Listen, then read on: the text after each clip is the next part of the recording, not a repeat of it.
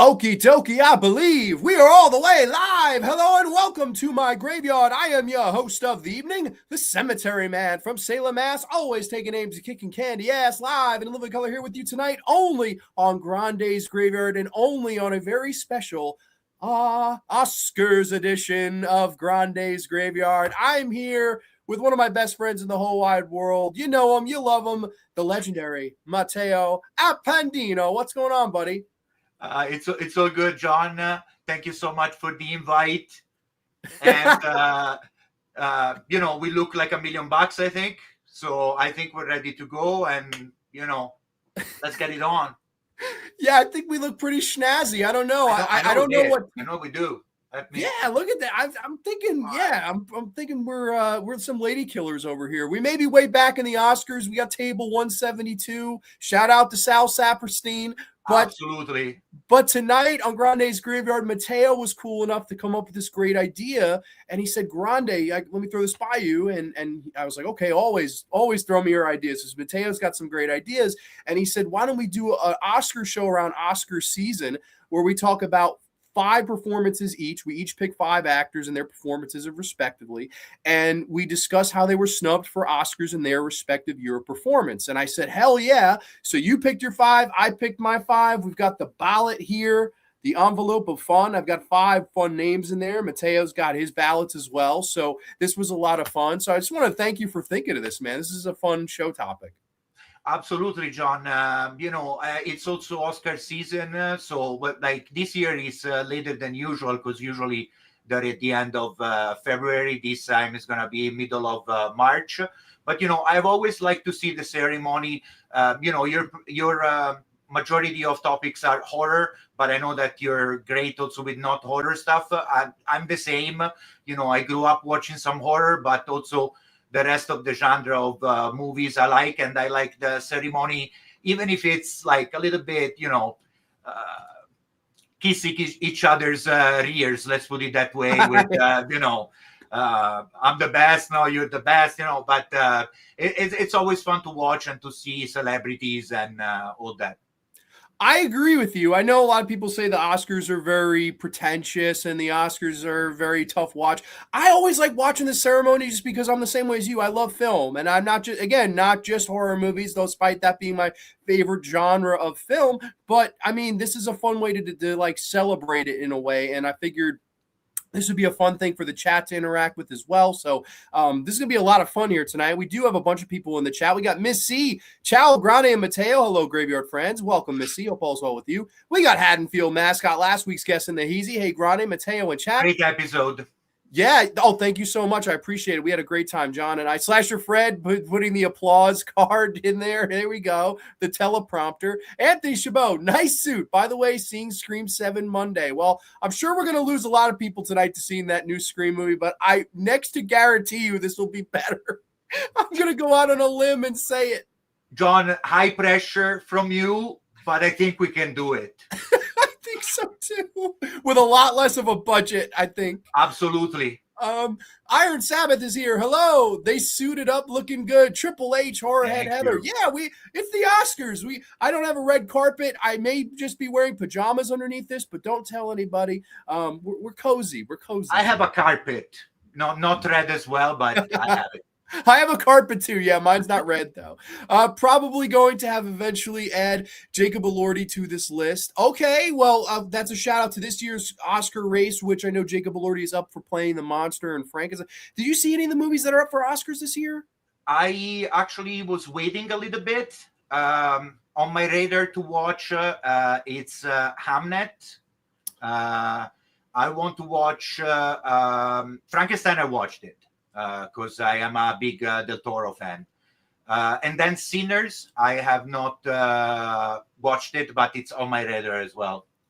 Okay. Yeah, no, I really enjoyed Hamnet to start off with what you said. And I think Jessie Buckley is going to win Best Actress. She was tremendous in that movie. I thought she was just absolutely brilliant. So I think she's a big candidate, in my opinion, to take home that award. But yeah, no, I saw the One Battle After Another. I don't know if you saw that. That was... Oh, I did. Sorry, I forgot. Yes, I liked it. I liked it, but like for Paul Thomas Anderson movie, it would be towards my bottom. I don't know. Maybe I should shouldn't compare it to his other filmography? I'm not sure. Well, I know.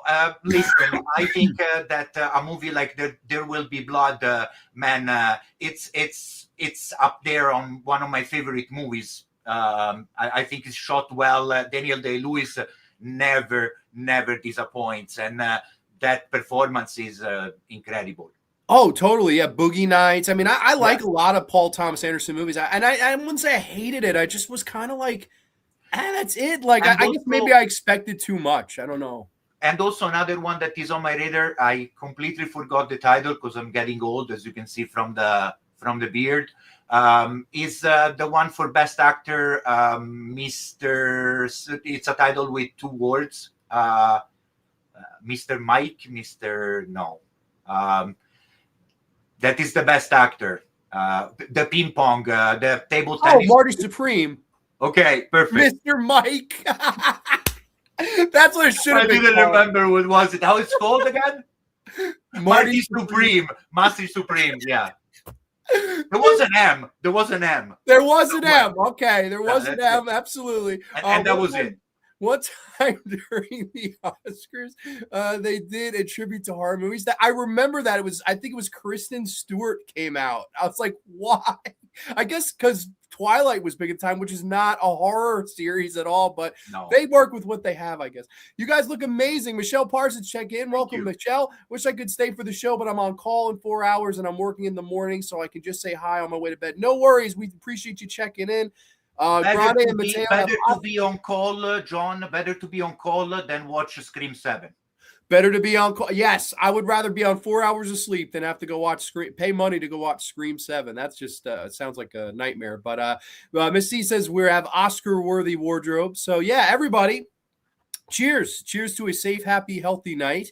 And I guess my guest is going to go first with this award picking. I guess we'll go back and forth. You pick one out of your envelope. I pick one out of my envelope. So everybody, cheers to a safe, happy, healthy weekend. Throw your Oscars up and your water. I actually got to grab a water. I didn't grab one. Me too, man. I forgot to grab it. Yeah, no, I don't know. We will figure it out. Yeah, we could take tag outs for brief moments. But first award of the night, Mr. Appendino. Do you want to do the Oscars since you're my guest? So the first envelope and, the first Oscar goes to La La Land. It's La La Land. It's La La Land. I am sure it's La La Land. No. My bad. You guys won. It was Moonlight. It was Moonlight. It was Moonlight. Collect your Oscar, Moonlight. Everyone wins from Moonlight, and everyone is embarrassed from La La Land. Probably the worst mishap ever, other than the slap heard around the world. That's another one, but it's in contention for the worst. Jokes aside, I have it. The real first one. Yep, and the Oscar goes to actor in a supporting role, William Hurt in The Big Chill. All right. William Hurt in The Big Chill from 1983. Dude, I got to thank you for picking this one because I hadn't seen this movie in a really long time. And I thought this was just tremendous as I share the screen here with Mr. Hurt from 1983's The Big Chill. Do you remember the first time you watched this movie? Because as far as a great ensemble, I don't know if you get any better than this. And the standout sitting right there on the screen, Mr. William Hurt in The Big Chill. I remember when I watched it, I was in probably I was 15, 16 when I watched it. I loved it. I found it a great movie. A bit is a creature of its time because, it's 20 years after the how do you put it? The flower power of the end of the 1960s. They are hippies, let's say, our protagonists, and it's a great ensemble movie. Breakfast Club, 12 Angry Men, The Dirty Dozen probably are better as an ensemble movie, in my opinion, but we are definitely up there. It talks about a crisis, basically, for the death of one of the friends that was in let's say this group of friends that they go to the richest of the company and his wife to honor the death of Alex. And from there, they start exchanging opinions. And of course, this ensemble of great actors and actresses, I think that William Hart steals the show with a very silent performance. But yeah, I'm completely with that. And like, I was going to ask you also, do you remember the first time you saw William Hurt? Like, was it this movie? Was this your introduction to him, or do you no, remember? the first one I watched was Children of a Lesser God. Great And one. the movie was out of the ordinary because there was a deaf person acting in the movie. But I think his interpretation in there is good as well. And I have a soft spot for William Hart because I really like his performances in Kiss of a Spider Woman and Body Heat. I really like William Hart. I think it's a very good actor. I'm right there with you. I think he's a great actor, and the first time I actually saw him would have been in Broadcast News because yes, great other movie. Oh, another really great one. And like I went through a big fad of wanting to watch movies about broadcasting, right? There's the Howard Stern one, there's Broadcast News, there's movies like that I was just like super into because that's really what I wanted to be. I wanted to be a broadcaster. So I first saw him in that and I was like, oh man, what other roles has he done? So I looked throughout his career and this was a one that was really highly rated. Of course, Lawrence Kasdan, the writer director. Man, holy cow, this is a great movie. And I do think that it's a great performance. And to me, to stand out amongst this cast is something that is unbelievable because you have Glenn Close, who was nominated for this particular movie. You have Jo Beth Williams, Tom Berenger, Jeff Goldblum, the beautiful Meg Foster, who he actually does fancy by the end of the picture. I think there's something about his performance and how soft-spoken it is, but yet at the same time, it's like his performance is the loudest. And I love there's some great scenes where he's sitting on the couch and recording himself in front of a camera. And he'll be playing characters, he'll be playing himself, he'll be talking, and there's nobody else there. So he's kind of talking for both sides. Great stuff. But at the other side, we see this guy behind closed doors and he's struggling with a drug addiction, right? And he's snorting cocaine. You can assume that he's a drug dealer because at one point of the movie he takes out from the underneath his card like a big quantity of drugs. So I think we can say that he's a drug dealer. Of course. Yeah. And of course he's also getting high on his own supply, which is also always usually a big no-no. It's a big no-no regardless. It is a big no-no. That's rule number 2. Do you remember? Rule number 2. Yeah, but as I was saying, like you see he's this guy that's kind of struggling, and I think that you also see, no pun intended with the guy's name, he's sort of hurt. He's got a bruised ego. I think in a lot of ways is someone that's kind of struggling to find his way and path in life. And it's through meeting up with his friends again and discussing life situations, life matters and stuff like that, that I think he sort of finds the light as this movie goes on. And I don't know, I thought he was just tremendous here. I think he played this part so well. I also think that he's the first one and probably the only one that from this reunion, he's the one that actually deals with grief better than anybody else. Because, we're there for the funeral. And I think that he's the first one to accept in the fact that Alex is not there anymore. You can see him in his eyes, like he had sad eyes for the entire movie. Like there's in every frame, you can see the sadness in his eyes for losing the friend. That fun fact, that friend was supposed to be Kevin Costner, and the movie was supposed to have flashbacks showing the friendship with Alex as well. But the only thing we see, it's unfortunately the wrist that he cuts to commit suicide. So that's another fun fact. I also think that the other actors, they elevate the movie, and it has also a great direction. It does. It has a great direction. It has a great soundtrack. There's just nothing wrong with this movie.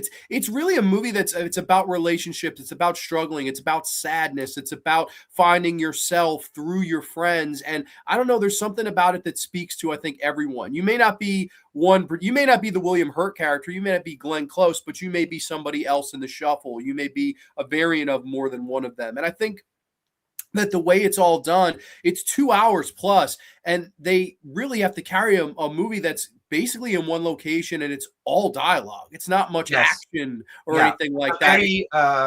It's a very talkative movie for sure, man. It's all about concept. It's very psychological for that because there's a lot of dialogues. I also find funny that Lawrence Kasdan, he loved to work with William Hart and Calvin Klein, because also Calvin Klein is in a lot of the filmography of the director. And also, I would like, maybe I'm a nostalgic, but I love the soundtrack as well. I think I find it very soothing and perfect for the movie. I agree. I think the soundtrack's incredible. Now, of course, one thing that I know we wanted to kind of make a point of and mention of is the fact that, hey, we felt he should have won Best Actor, right? Or actually, no, you said Best Supporting for this particular role. Yes, and that year went to Jack Nicholson in terms of endearment instead. What do you think of, like, I think in terms of endearment, that's actually my mom's favorite movie, fun fact. And I love Jack Nicholson in that movie. He's a lot of fun. I don't know. I feel like there's way more emotional weight to Hurt's performance, but do you like Jack Nicholson's performance in terms of endearment? Well, I'm biased because you're talking about Jack Nicholson. How can I say I don't like the performance of Jack Nicholson? I think that William Hart probably deserves more in this role than Nicholson for that year. But if we look at other performances that could have given the Academy Award to Jack, we can find a lot. Oh, of course, yeah, and and also one thing with the Oscars that I think kind of gets talked about and brought up a lot is the fact that there are years where they'll say it's a makeup year, and yes. They'll be like, oh, we snubbed so and so this year, so let's make it up to them. We will see one later on. We have a few. I think we have quite a few tonight. Yeah. I don't know if this is a situation where this happened, but William Hurt thankfully would eventually get his just desserts. And shortly after, I mean, within the decade, he wins for Best Actor, I think, for Kiss of a Spider Woman, if I'm not mistaken. He did. Yes, he did. With Raul Julia, rest in peace. Yes, R.I.P. Raul Julia, absolutely. Yeah. It's nice that he eventually does get the Oscar, because there are some people on our list here tonight that never did. No.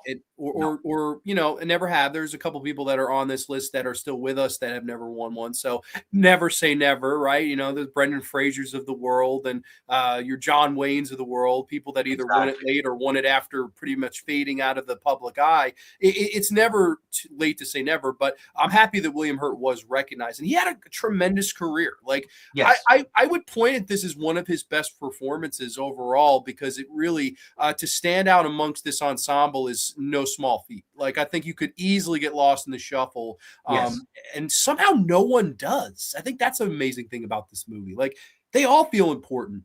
They are. There's perfect balance. There's perfect balance, and the movie is very. It is a nostalgic movie. It's a poster to what we were and what we have become, and what we have become, we don't like it that much. One is thinking of being a sellout. The other one, the clock is ticking. The other one, I cannot read an article longer than the average crap of an American. Everybody is dealing with different problems. And I think that this reunion is perfect. And the character of William Hart is the one that listens to everyone. I'm sorry, I didn't mean to cut you off. I was going to say, I think that you hit the nail on the head, and I think that the point that drives that home is you look at the whole relationship with Meg Tilly, right? Yeah. Meg Tilly, of course, Jeff Goldblum is going head first for her. He's trying to flirt, he's trying to dance, he's trying to lure her in to his Jeff Goldblum vortex, and it's kind of too much. Yes, a little too much. He comes on very strong. Yes. Whereas Hurt couldn't be any more removed from the scene. And it's almost like that, I feel like, is what drew her to him. It's his kind of fact that he's off into the corner. He's the one on his own. He's the one, that we show here on the stoop in this photo. He's the one that's kind of always on himself. He comes to the funeral late, even, like, he comes into it as everybody's already seated and they kind of all look and smile. Like, oh, there he is. Like, he just seems like the lone wolf.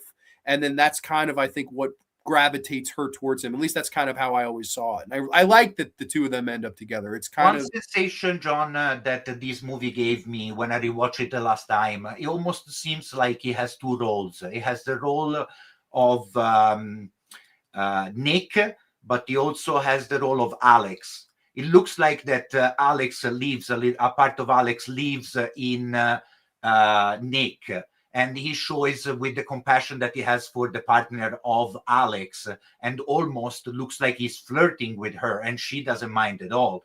He's the one that, you know, carries maybe the legacy of Alex. So I found that the last time I saw it very impactful. That's brilliant. I never looked at it that way, but that makes total sense. And then, of course, he would end up with Alex's girlfriend. So that makes perfect sense. Yeah. Next time I watch it, I have to watch that with that in mind. I got one more question before we go to a next actor, though, for you. Yeah. Why can't they make movies like this today? Oh.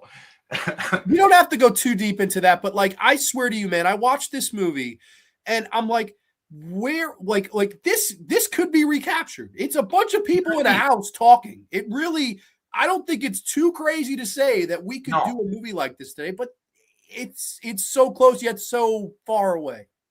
It's a storytelling, right? Right. Movies, do they do storytelling now in movies? Not that much. And don't you think also that this movie, and it sounds so bad, it could be done on a platform? You know what I mean? Like the budget is not big, so why we have to put it in the theater when we can do that? And it's not going to be successful because you know, it doesn't have a big publicity or anything. But you know, with the right cast and the right director, they can be not a sequel, please, but like sort of an idea that, you know, a tangent of the idea of the Big Chill done today would be great, because, you know, you cannot do it again, people of the 60s in the 80s. Now you have to do it a different generation. Yeah, you would have to modernize it some way. And I think that would kind of take the best parts of this out of it. I don't know. I just don't think it would work nowadays. It ended and I was like, what has happened to the movie scene? Like, I just don't get it. Like, I don't think something like this should be that hard to recapture yet. You know, it's been over it's been over 40 years and it doesn't seem like. So, you know, the Big Chill is as old as me. Is it? Oh, because you're an 83 baby. Okay. Exactly as old as me. I didn't know that. Okay. That's very cool. Okay. Before we go to the next actor, sure. Since we have talked about the good, let's go with the bad and the ugly for William Hart. Is there any movies that you have seen that you find this performance, let's say, subpar? I say subpar because I like William Hart. I couldn't say something else. You know, it's funny, for some of the people that we're going to talk about tonight, ones immediately came to my mind. For William Hurt, I'll be honest with you, not a single one did. Is there one for you that came to your mind that you think just like, this is terrible? Well, since I follow him, I said I have a soft spot. There are some movies. I was very pumped for The Hulk, like the first one with Eric Bana. Was he in The Hulk? Who the heck was he in The Hulk? Yeah, he's the general in The Hulk. I don't even remember that. That movie was really bad, though. I saw that when it came out, and I never rewatched it. And also one very bad movie that he's in is Lost in Space. Oh my God, that's right. Okay, that I remember for sure. Yeah. No, I don't know. Thankfully, that 03 Hulk movie is awful. Like, that is, I will never ever in my life rewatch it. I saw it in the movies as a 6-year-old kid, and I still didn't like it. So that goes to tell you something. Let's see, the Big Chill, the actor using the Big Chill was Kevin Costner in the coffin. Yeah. Mernzi's here. It's Oscars night, and look at these two handsome hosts. What's up, Grande's Graveyard family? And the award goes to Mr. William Hurt. People saying hi to one another. Body Heat is a great suspenseful movie. It is a remake of Double Identity. First movie, the First Wives Club, is very similar to The Big Chill, and these have former female colleague friends who are reunited after one of them commits suicide. Okay, all right. Great pick. I think that's an awesome one. I was happy you thought of that. It was really nice to rewatch the Big Chill. I think that's a great movie. But yes, I agree. We've got my first pick of the night, so let's go ahead. Let's Drum pick roll. one out here. Drum roll. Drum roll. Boom. For lead actor in a lead role here for the year 1993, I'm talking about Michael Keaton in My Life. Yes, Michael Keaton, My Life. Now, I got to say, I know one of the first movies that I remember being so happy that someone else had heard of when we were talking was Yeah, this movie. And this is years ago when you were like, oh, I love that movie. yeah, I was like, you've heard of it. Some people. absolutely, I have. Yeah, no. What do you remember your first time seeing this movie? And if so, what are your thoughts? I saw it on TV when I was still in Italy. He was just, given like as on cable, and I started watching it, and man, it's a sad movie, but I loved it. I loved it. It's something that is not talked that much, and we know why. It's a very, very hard topic to put on a movie. Cancer. It can be a letdown. Let's put it that way. Sure, It bummer. sounds bad, but I think that this performance and what these movies show about family, about priorities, about self-discovering, about legacy, I think it's a great movie, and it doesn't get enough credit that it should have. I'm 100% with you there too. I think this is the most underrated movie he ever did, and I would say the single most underrated performance. And I mean, obviously, I know we're big Michael Keaton fans. Do you remember your first exposure to Michael Keaton, the first time you saw him as an actor? Do you remember the first time you saw him as an actor? Yes. The first movie I watched with him was Beetlejuice. Oh, was it really? Oh, that's an amazing first one. That's and awesome. I watched it on VHS, like rent like a Blockbuster. Let's put it that way. In Italy, there was not Blockbuster back then, so you go to just the mom and pop store and for VHS, and my brother rented it, and I remember, and I didn't even recognize him. I didn't know who he was, and then years after, they told me, "Oh, Michael Keaton is Beetlejuice." I'm like, I can't believe it.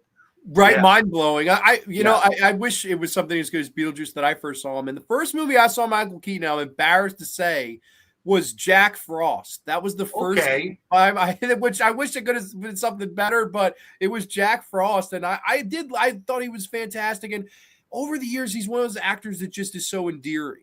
No matter what I watch him in, whether it be Mr. Mom, whether it be as Batman, whether it be as Birdman, whether it be as all these great performances that he had over the years. Night Shift, another great one.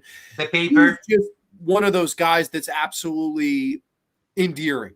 Yes. And the big story with this movie was he was offered the role that Tom Hanks went on to play in Philadelphia, which is correct. To me, the one of the biggest decisions of his career that unfortunately didn't go his way. He picked this script over that one, and we all know the rest. Tom Hanks wins the Oscar, of course, and Michael Keaton does not get nominated. This movie gets butchered by critics, and it's kind of all forgotten about now. But I'm sure, if you could give him the redo, he may have picked Philadelphia. But man, this may be a hot take. I like this movie more than Philadelphia, and I like this. It is a hot take.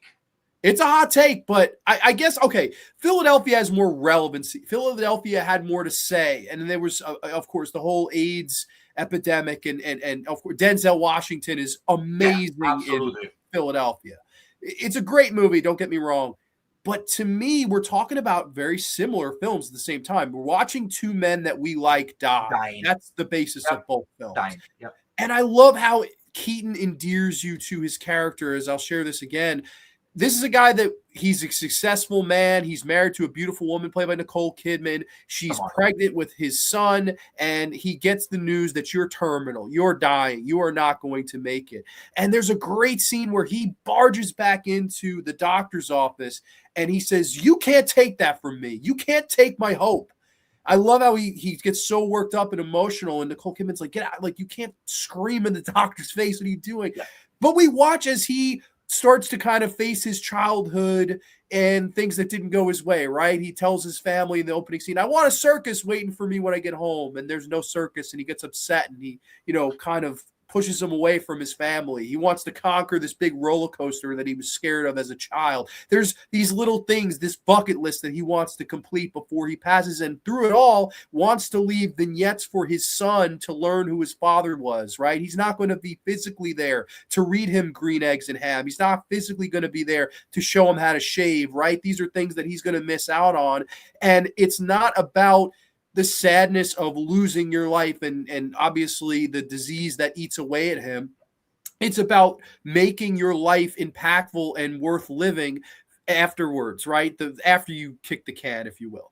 The legacy. I think he's so good in this movie, man. He's Yes. just, oh God, it's great. I want to tell you that Philadelphia, I find it a great movie, and I'm very glad, and I'm sorry.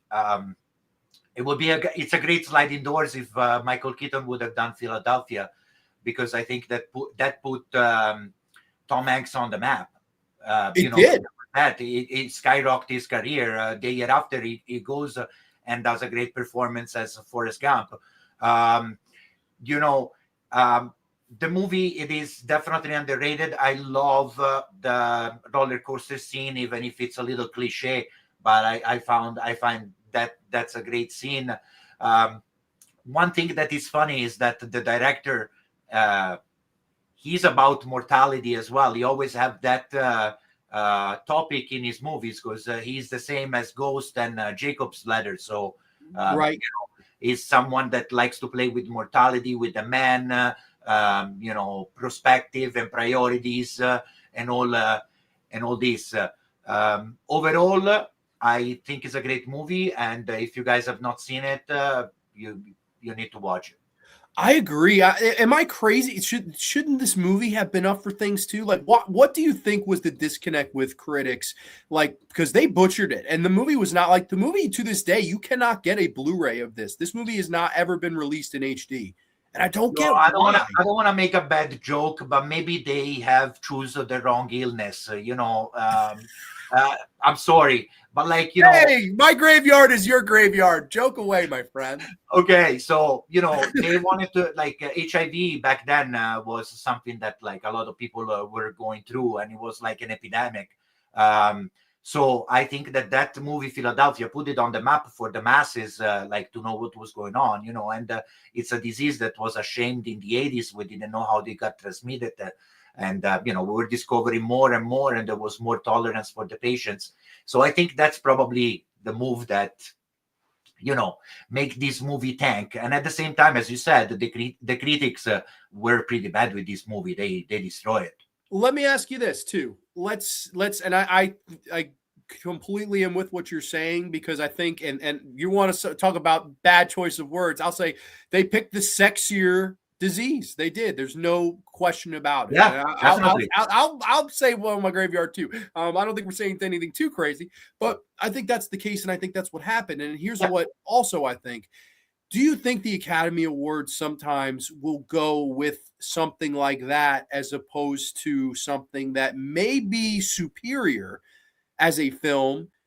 Aside from, hey, we're going with the topic, we're going with the now. I feel like the Oscars a lot of the times kind of pander to what's going on in society, as opposed to let's pick the superior film no matter what is going on in society. Do you feel that's something they do, or am I?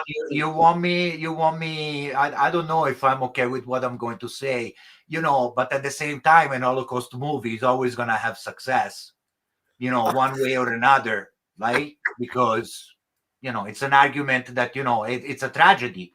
And, tragedies, they always get people interested. So I think that, the topic of the movie helps for sure to have success. And, the Academy Awards, it's a fact. It's a lot of people are Jewish. And, when you touch something that it was a tragedy in their community, I understand that they pay more attention than if it was something that it was distant from them. So you're right. It's about choices, and it's about, who's inside, who's deciding who wins. Sometimes it's a production thing as well. Sometimes there is a house of production that they push more, and, it's different things.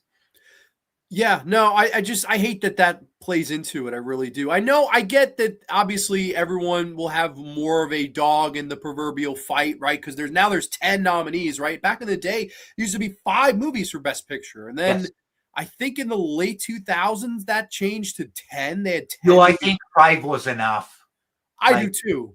It's too much. 10 is Once too you much. throw 10 in there, then it's like, oh, why wasn't this movie nominated? Why wasn't that movie nominated? It's like, whoa, I think less is more with definitely nominees, but I don't know. Yeah, crazy. And do we want to talk about bad Michael Keaton? Do you have any bad Michael Keaton movie? I have plenty of bad Michael Keaton. Perfect. White Noise is horrible. Perfect. Dumbo. He apologized for Dumbo. That's how bad he was in Dumbo. There's Multiplicity. What's that? Multiplicity. Multiplicity has a good enough heart to. Didn't Ivan Reitman do Multiplicity? If I'm not mistaken, He did, but sometimes people make mistakes. Or was that Ramis? I forget if that was Ramis. No, probably was Ramis. I think it was Ramis. Yeah, that movie it's a less offender than White Noise and Dumbo. What is I'll your? Give you another two. Desperate Measures was pretty bad. Yes, that's a terrible movie. I agree. And I'll finish with Pacific Heights, and then the other. You like Pacific Heights? I love Pacific Heights. Okay. That one we're a little different on. That one I really like. I think he's scary in that. But yeah, no, I know, but it's still a little. Yeah, I don't know. Pushed a little bit. It is for sure. Yeah, that's a big. I actually kind of have a big soft spot for that one. Nice fucking model. Thanks. I've never been as enamored with Keaton as it seems everybody else is. Just something about him has never clicked with me. Alfa Romero, welcome, buddy. Hope all is well. Yeah, I mean, I don't know. I would say to you, man, like the guy's in his 70s now. And he's never won. I think he should have won for this. I think he should have won for Birdman. To me, that's the 2 Michael Keaton performances that he should have took home Oscar Gold for one of those. And like I know before I said, Birdman was great. Something different, that was great. It was like a breath of fresh air, Birdman. I thought he'd win. I really did. I was so disappointed. I remember why. I was happy Birdman the movie won because I hated Boyhood, but I mean, holy shit! I thought Michael Keaton should have won for that. And Spotlight. I like Spotlight. I think that's a great ensemble movie as well. That is. Okay. And it won Best Picture, I think, the following year. So there you go. Yeah, no, for sure. Who can forget Bruce Springsteen's theme of Philadelphia? Oh, right. City of Brother. That's a song that turn that on, I'll cry immediately. Like I have to run away. Like 2 years later, Nicole Kidman would appear Batman Forever, which is, yes, I actually mentioned that when we did the Keaton episode. Hola, Grande, Matteo, Texas, hope all's well with you, buddy. Good choices so far. My Life Hits, Keaton is great. Big Chill's underrated. Thank you. I agree. I think both those movies are pretty underrated for sure. But Matteo, my friend, what do you got in the envelope of fun next? Let's go with this one, and the Academy Award goes to this is gonna be a long one. Oh boy. Actor in a leading role, Malcolm McDowell for A Clockwork Orange. Oh, we're singing in the rain. Oh boy, one of the best, man. Oh, great. I'm gonna share the screen. There he is. Alex DeLarge is at large. Do you remember the first time you saw Malcolm? You mean in Arancia Meccanica? So yes. This is a joke. So this is the title of A Clockwork Orange, and is in Italian because I love this movie. I watched it. I started to watch it when I was 15 for the first time, and that's the title for me because I started like that. But yes, that's the first time I saw Malcolm, and that was a great impact. You know what's funny is this screen I shared was the first time I saw him too. This would have absolutely been the introduction. It's the first opening shot of the movie, and it's your introduction not only to him but this crazy dystopian world that Stanley Kubrick creates that like only Stanley Kubrick can. And I mean, holy shit! I'm sorry, man. Like I know we've been talking tonight about good, bad, ugly, whatever. How is he not even nominated for this is a disgrace. Now, I know Gene Hackman won for The French Connection. Fine film. Really like William Friedkin. I love Gene Hackman. May he rest in peace. I'm sorry, but I think Malcolm McDowell was best actor that year, and I'll fight about it. Like, that's how strong I feel. What are your thoughts though on the performance? Because this is an all-timer for me. This is my favorite movie of all times. I have seen this movie probably more than 50 times. It's a masterpiece. There's nothing wrong with this movie. Alex and Malcolm McDowell makes this dystopian world is catalyst. So Alex is what is wrong with society. It's the symbol of society, what needs to be repressed.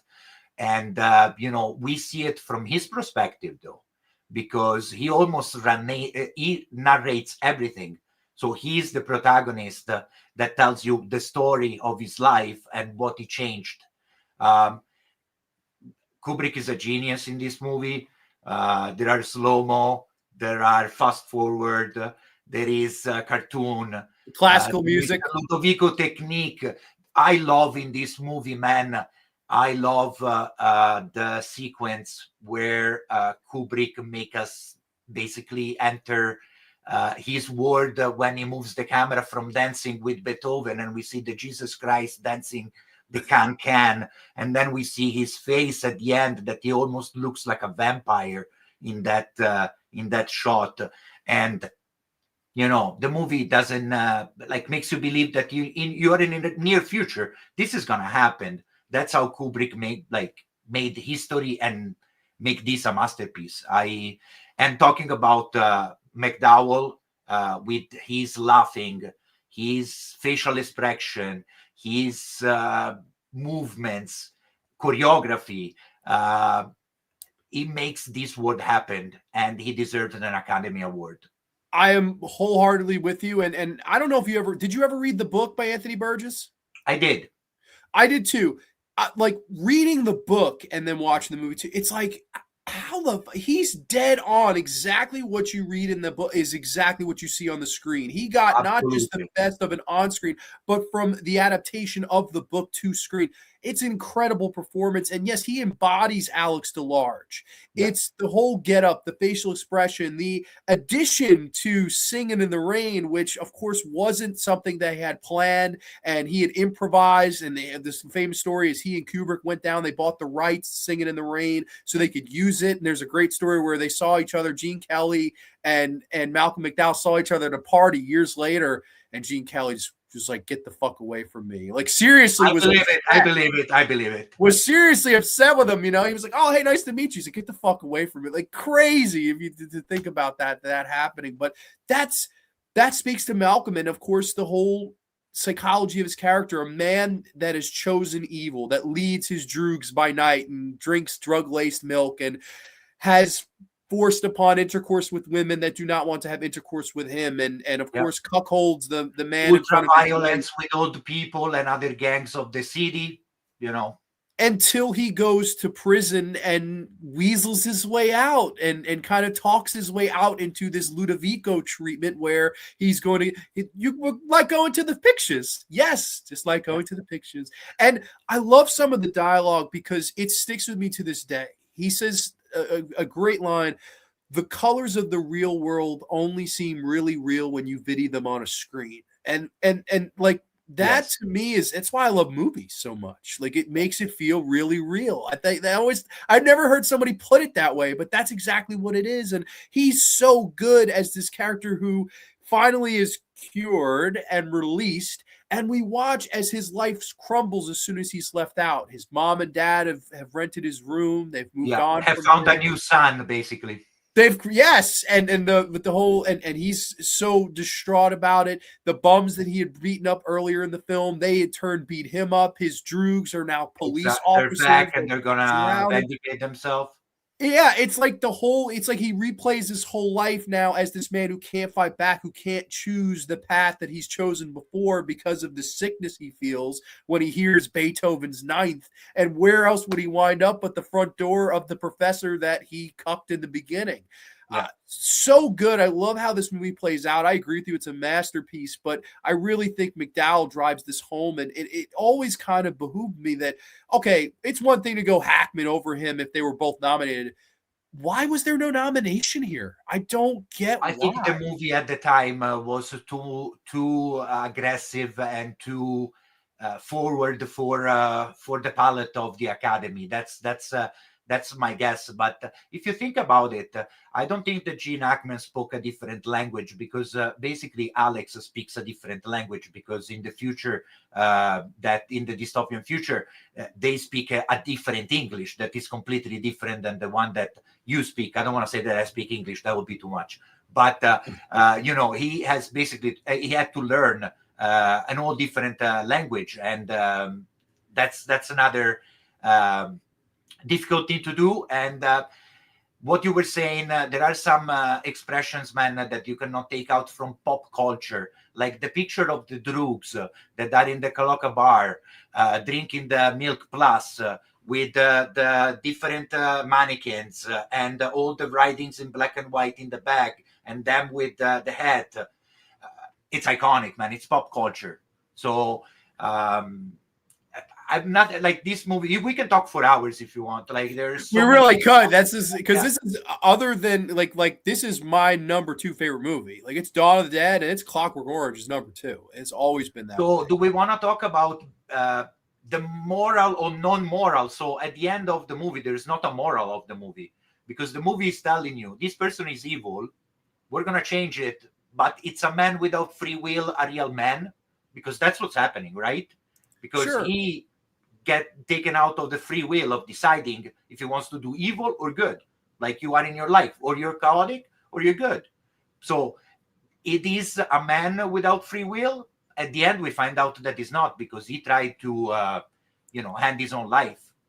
And also I think what was so brilliant about it is and I think probably the key parts of this performance is the end where he's in the hospital and he's joking and they say, oh, just we're going to show you some pictures and say the first thing that pops into your head. His comedic timing with that is hysterical. Yes. No matter how many times I watch it. No time for the in-out love. I've just come to read the meter. I laugh every single time with that. I think that whole sequence is really, really funny.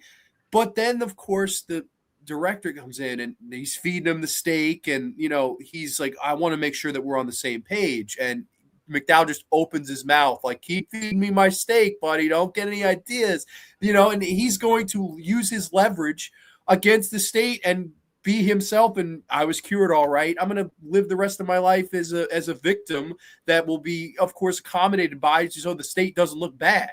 That's kind of how I always thought it was a brilliant way to end the movie. And he just does it with such a great wink. Like, I was cured all right. Sure thing. I'm just going to enjoy the rest of my life now and be waited on hand and foot like he wanted over the time of learning him, in the beginning of the picture. Great, great storytelling. Another great soundtrack as well with Beethoven, the solid pillar for the soundtrack. And I love that. I love so much that movie, that when you were saying about the steak, to my daughters when they were growing up, instead of going like everybody does, I would just do this, and they know exactly what to do. So good. And this movie is probably, I want to say, Kubrick masterpiece, in my opinion. I'm with you. I think it's his. I know people will tell you 2001. People will tell you The Shining. I pretty much like a majority of Kubrick's films. Me too. But I think he's a genius. Oh, one of, if not the best. But if the best had a best, it's Clockwork Orange for me too. I don't know. For me, it's up there, John. I think now, it's almost flawless. I agree. Let me ask you this. I know we were fishing for some of the worst, and there's a lot of bad movies Malcolm McDowell was. Why do you think Malcolm McDowell didn't have as prolific a career? Because I feel like he's one of those guys. You don't see him in much. You haven't. I haven't seen him in that. Maybe being British was not something on his favor. I think maybe he always had been British. He never moved, I think, to America to seek work. I think he was always in Great Britain. At the same time, I really love him in another movie called Time After Time. I don't know if you ever watched it. I've not seen that. Okay. It's a great movie. Another great movie. You should watch it. Okay. Have you seen him in Caligula? I'm curious. Have you seen him in that? I have.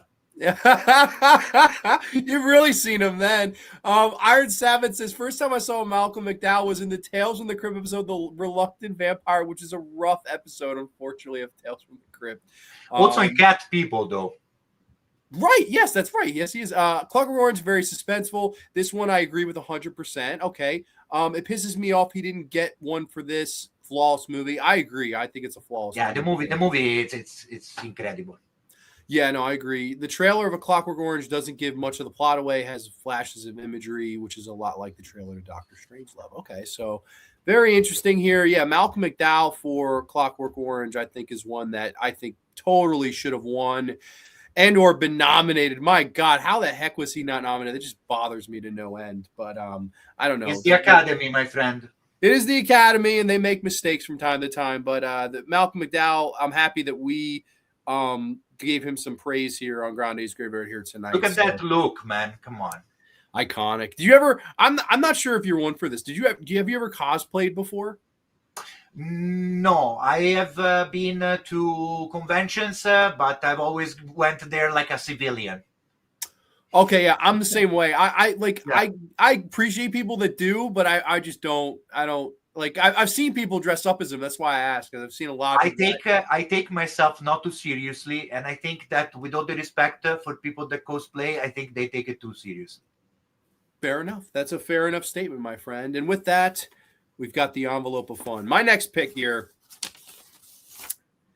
Oh boy! All right, interesting one here, because this is an actor that I think should have 4 or 5 Academy Awards.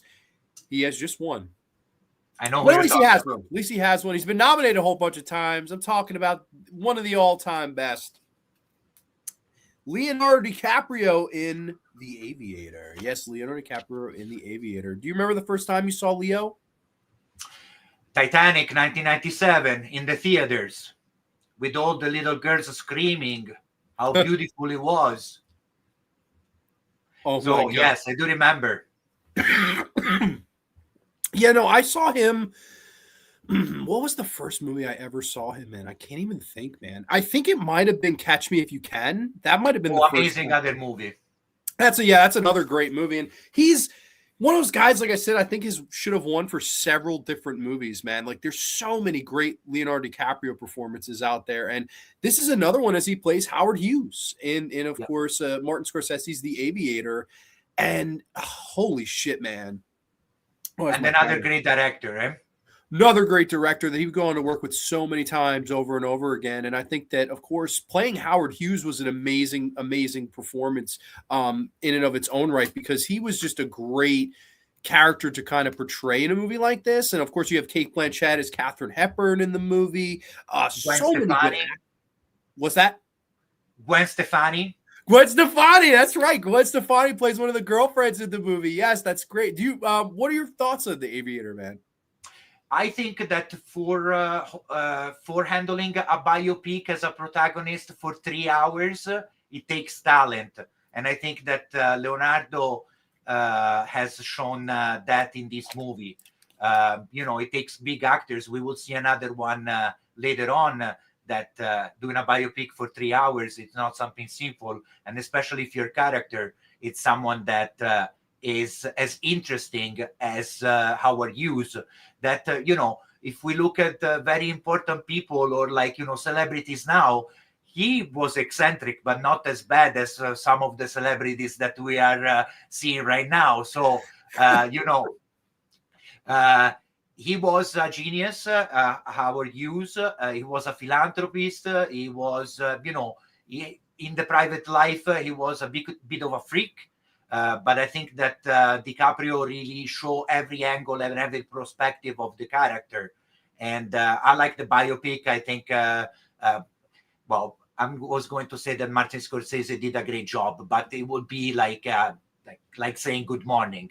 Exactly. So. He always does a great job, right? Yeah. Yeah, I love Leo in this performance too, because again, he's playing a man who had OCD, an extreme OCD, germaphobe, things like that. But also, I think a big part of this is Leo's passion. I think that there's a great passion to this role that he brings and shows that Howard Hughes had, for perfectionism. And I know a lot of people, perfectionism. But you really see it, right? There's points where he's kind of pointing out these designs of the planes, and it's, oh no, it's got to be lined up like this. And he's like, we're not going to let a few pencil pushers ruin the way that we use planes in films. I love that stuff. And there's the great tense dinner scene where he's sitting with all these rich people, and they're all talking with one another, and he kind of just interjects that they're saying, oh, we don't care about money, and he kind of interrupts and goes, yeah, because you've always had it. You've always had money. What do you mean you don't care about money? You don't care about it. You know, he's building his legacy. He's building his legacy for the entire movie. And at the beginning, you know, there's not a lot of like he doesn't believe in himself that much. He does, but you know, he's still hesitant. Yes, we see the protagonist and Leo get, you know, layered during the movie. You can see that this man gets experience, and I also in this movie I really like the scope. I think the colors in this movie are great. They're amazing. It looks incredible all these years later. Like I was watching it again, I was like, my God, this is fucking so uniquely shot, and the color palette of that film is crazy. It's like he used everything, especially a lot of blue. If you used a lot of blue in this film, like light blue and green. Yes, blue and green for sure. And I think that Leo, it's such an underrated role for him because again, it's not as a out loud role. It's not as it's interesting to see him play somebody else, to play an actual, you know, a guy like Howard Hughes who was a big dreamer. And he really shows the ambition of said dreams. And I love his interactions. I love how he works with Kate Blanchett, who plays Katharine Hepburn in this, and the great scenes where they're playing golf with one another. I guess I'll have to fancy you. And amazing colors in that scene too. Holy shit, yeah, the whole golf course is like blue, dude. Yeah. What the hell? Like, but he carries the movie on his shoulders on his own because, you know, he's the center. He's the center in every perspective. Him and Howard Hughes is the center of the movie. 100%. He does carry it, and it's not just an hour and a half movie to carry. This is a almost 3 hour picture. 3 hours. I mean, it's like 2 hours and 45 plus minutes at least, and it's a really long one. But like, let me ask you about this. Let's ask about Leo straight up. Mm-hmm. I'm happy he's an Oscar winner now. I'm happy that he won for The Revenant, and I think there are several movies that I would say he should have won for before it. And I agree with you. Why do you think it took so long for the Academy to finally award it to him? And I believe this was the year Sean Penn had won for Mystic River. Was that what beat Leonardo DiCaprio this year? I believe it was. For Wolf of Wall Street? No. So this year I'm talking this the one Aviator. is Ray. It's Jamie Foxx in Ray. Okay, yeah, right, because Jamie Foxx and Ray came out, and then the Oscars was in February. Okay, so Jamie Foxx, which is a fine performance too, another biopic. Fine performance, but if you put the two and do together, man, I would go with Leo. I would too, and I like. Don't get me wrong, that was Jamie Foxx's moment, though. Like, I don't think Jamie Foxx ever wins one without. That's Leo had the thought of the Academy, Yeah, why do you think it took them so long to have Leo get his moment? I don't know. And also The Revenant. I love that movie. I love it. Not as much as Birdman, since both of them are from Itarudu, something like that. I don't remember the director name. It takes a lot, because also in The Departed, for me, deserves an Oscar. Wolf of Wall Street, The Departed, even Catch Me If You Can. I would give him a nomination for Catch Me If You Can. I don't know why it took that long. It's just baffling because he was I don't know if maybe he couldn't shed the whole ideology of being this bright, blue-eyed, like dream boy for so many women in the world, right? He maybe he was stopped by his beauty. You're saying maybe he was possible. I mean, it's kind of odd that it took so long, and then the one he wins for. Granted, I'm with you. I love The Revenant as well, but like. Over the Wolf of Wall Street is another one, John. Come on. That to me, that's number one of the ones he should have won that didn't. But this is right there for ones that I think should be recognized as well because of how well he fucking played Howard Hughes in this movie. Like it is a once in a lifetime performance, and I really only think he could do it. Like I can't see anybody else in the part. And fun fact was my grandmother saw this movie in the theater when it came out, and she was obviously alive in the days of Howard Hughes and Hepburn and things like that.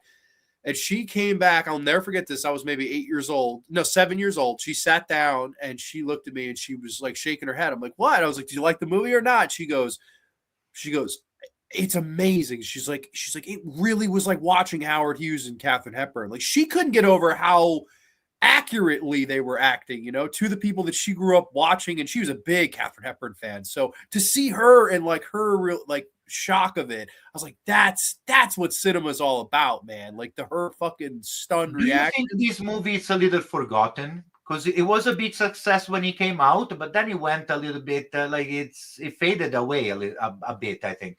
It did. When I did the Leo Spotlight, a lot of people did not remember this, and they did not remember Revolutionary Road, which I think is another great movie. Yeah, that's another holy shit. That's a perfect movie. Yeah, I don't know. I just kind of always wondered. He probably should have 4 or 5 Oscars if I was the head voter of the Academy. But I'm sure he would have a lot of nominations, on my opinion. Yeah, thankfully he does. It's just a matter of it's kind of a confusing thing, but. I know you've been waiting all week for this. I know. The worst Leonardo DiCaprio movie, in your opinion, or worst performance, please give it to me. I think I know what it is. Well, I'll finish with the one you think I'm going to say. So I didn't like it that much in Blood Diamond. I think it was a little weak. He got nominated for that too, I think. Yeah, but no, my cup of tea. The Great Gatsby, I couldn't stand that movie. I'm sorry if people like it. I'm sorry. Maybe it's a hot take, but I find The Great Gatsby very subpar. But The Beach, man, that movie is a disaster. But like a disaster. I went to the theater to watch it with so much high expectations, and then when I get out of the theater, my mind was blank. That's like I didn't have any thoughts, anything.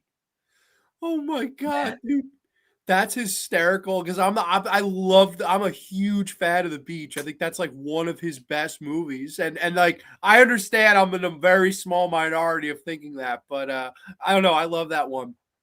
But I like Leo, man. Even in Titanic or The Man with the Iron Mask, I even like him there.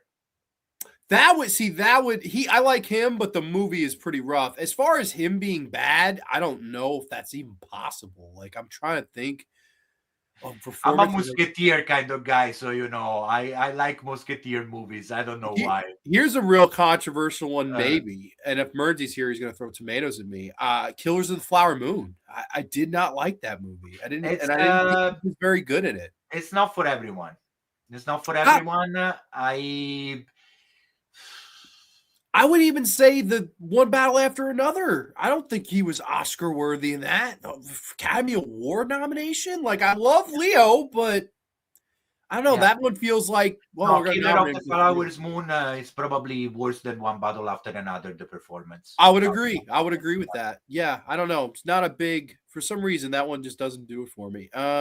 Let's see. Dr. Howdy is here. Yo, what up, Graveyard Crew? What up, Dr. Howdy? Chris is here, loving the suits. Thank you so much, buddy. I actually like Don Cheadle for Hotel Rwanda this year. Okay, that's a good pick. Like that movie? The topic is interesting. I liked it. Something, spotlight on something not talk enough. Yeah, for sure.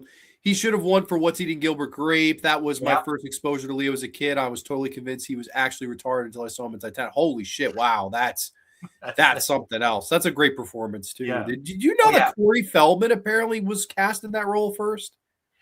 I am glad it didn't happen. I'm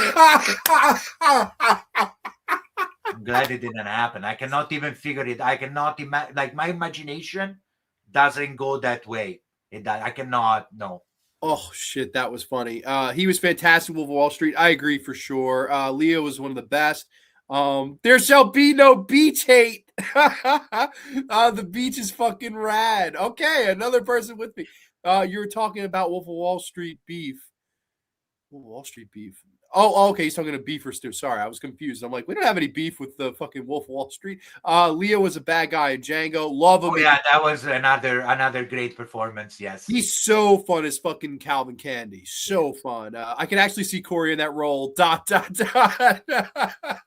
Oh my God. DiCaprio. I don't know if you're familiar with Tropic Thunder. Have you seen the Oh movie? yeah, sure. Okay, so Leonardo went that way that they say in the movie. I don't know if you remember, and then he bounced back. He went full.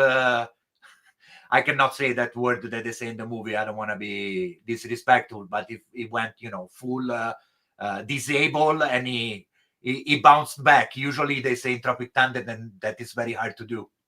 It is. It's like I think he, as a kid actor, he was in movies that he should have won for. Like that's one of them. Basketball Diaries is one of them. You ever see This Boy's Life? That's another fucking great No, movie. but I'm gonna tell you something. I remember now that the first question you asked me, when did you see Leo the first time? I forgot. I saw him before. I saw him in the 80s.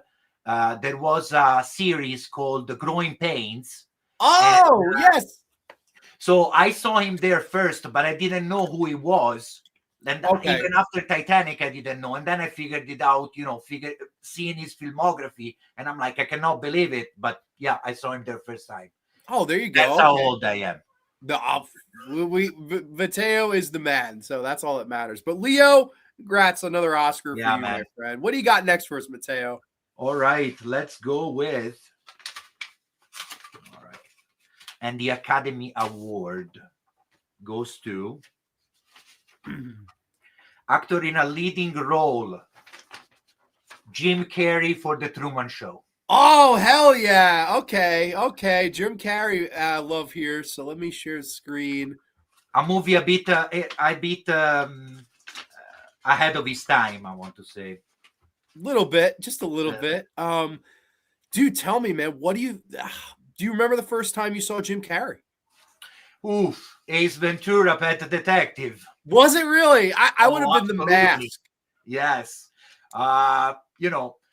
He was in his demented phase there, but I follow his career because he started in the 90s when I was 10. So I grew up with Dumb and Dumber. I grew up with The Mask. I even went to see Dumb and Dumber and The Mask in the theaters.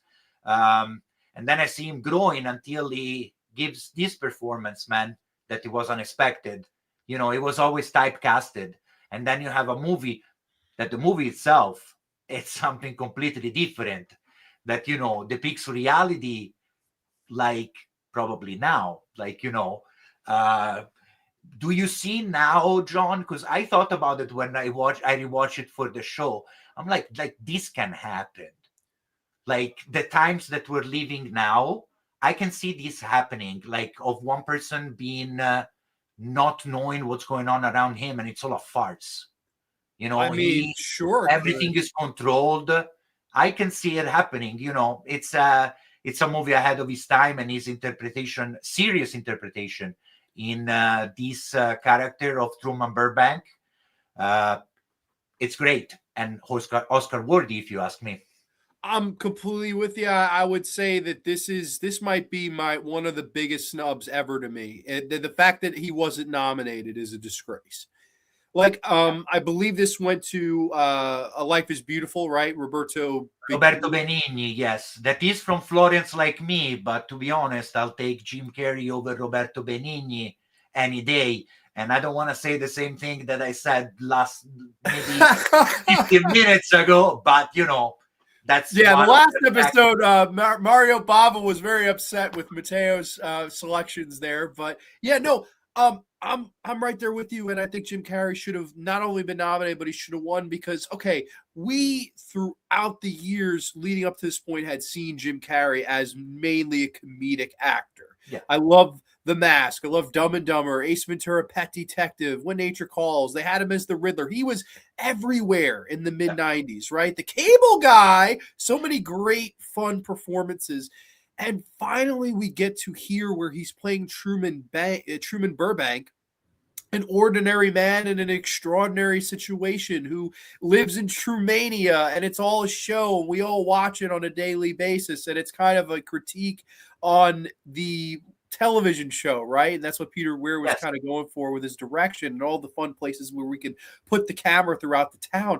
But to me, it's Jim Carrey's performance that really makes this movie. And again, in a way that similar to Keaton, it's how endearing he makes you feel towards him. It's the emotion he makes towards you, cheering for him at the beginning of the movie all the way up to the end when he's trying to run out of there. Try It's like to get back to reality. exactly, and I like how they kind of help you, kind of root for this guy and cheer for this guy, right? Is this guy who he likes this one woman, but the script says he has to be with this other one, and he has this great passionate night on the beach where he's making out with her, and the father, we're going to Fiji, kind of shoos him away, and he's this dreamer that wants to explore and go places. Even try to get reality together, putting her face with different strips of magazines, and I find that part incredible. And he has a huge range in this movie, Jim Carrey. Maybe his best performance, you think, John? Number one. Number one? Okay. This is my number one Jim Carrey performance and movie, I would say. And I think, again, the way that he kind of sells everything, where I want to get out, Marlon. He's talking to his buddy, he wants to get out, and everybody's kind of trying to talk him back in. No, you don't want to go anywhere. No, you don't want to go search for some mysterious girl. You want to stay home and have a child with me.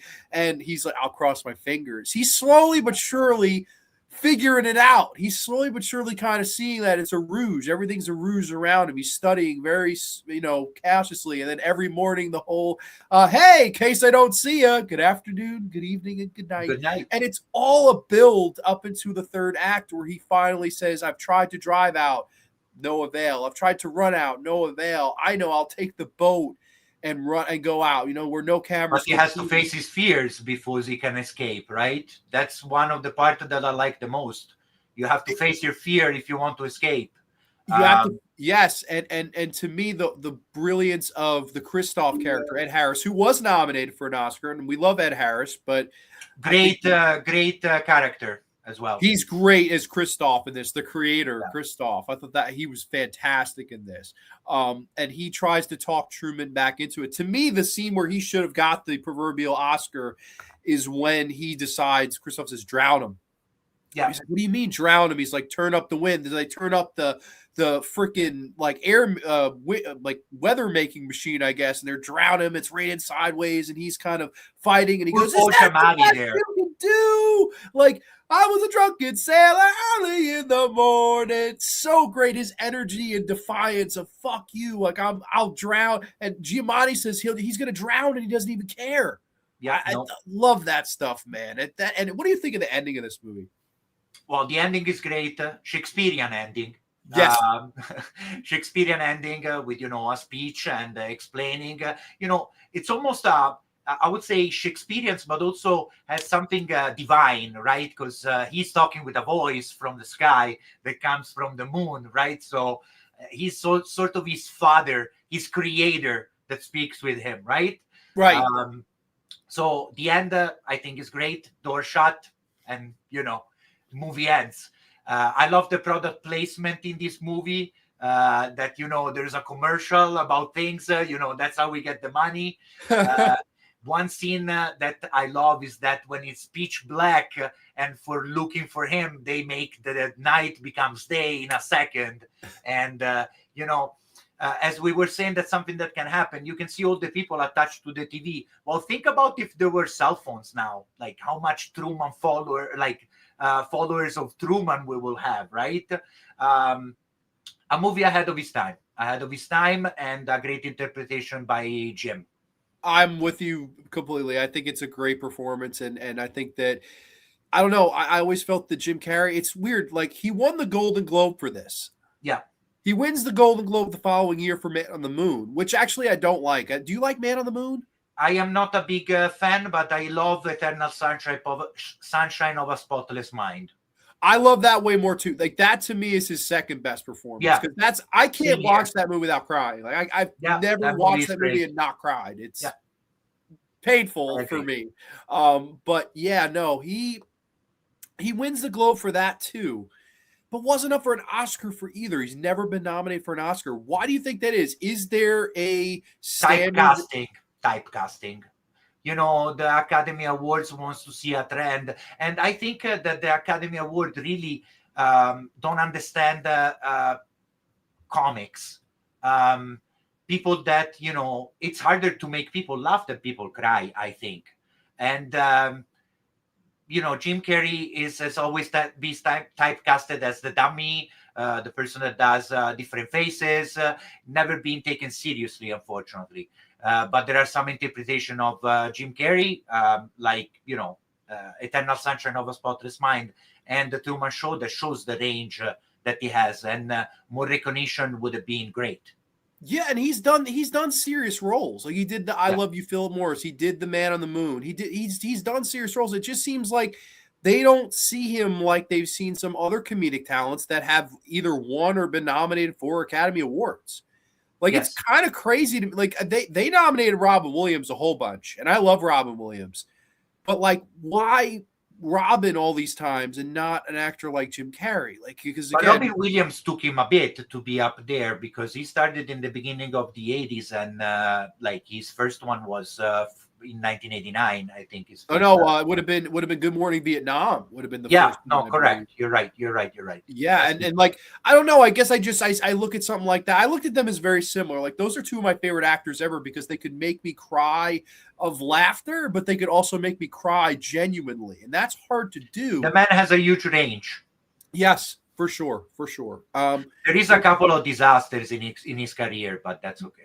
Which, yes, let's see the comments, and then we'll talk some bad Jim Carrey movies before moving on. But somebody mentions The Mask, Smoking. Alpha said, yeah, Calvin Candy was great, absolutely.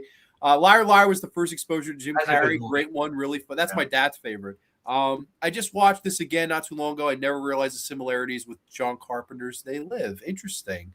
Not sure what you mean, like with the whole like the product placement, or I'm curious. Explain that, Mr. Romero. I'd always like to hear your thoughts. Liar Liar all the way, but I agree the Academy fucked him over. He should have won.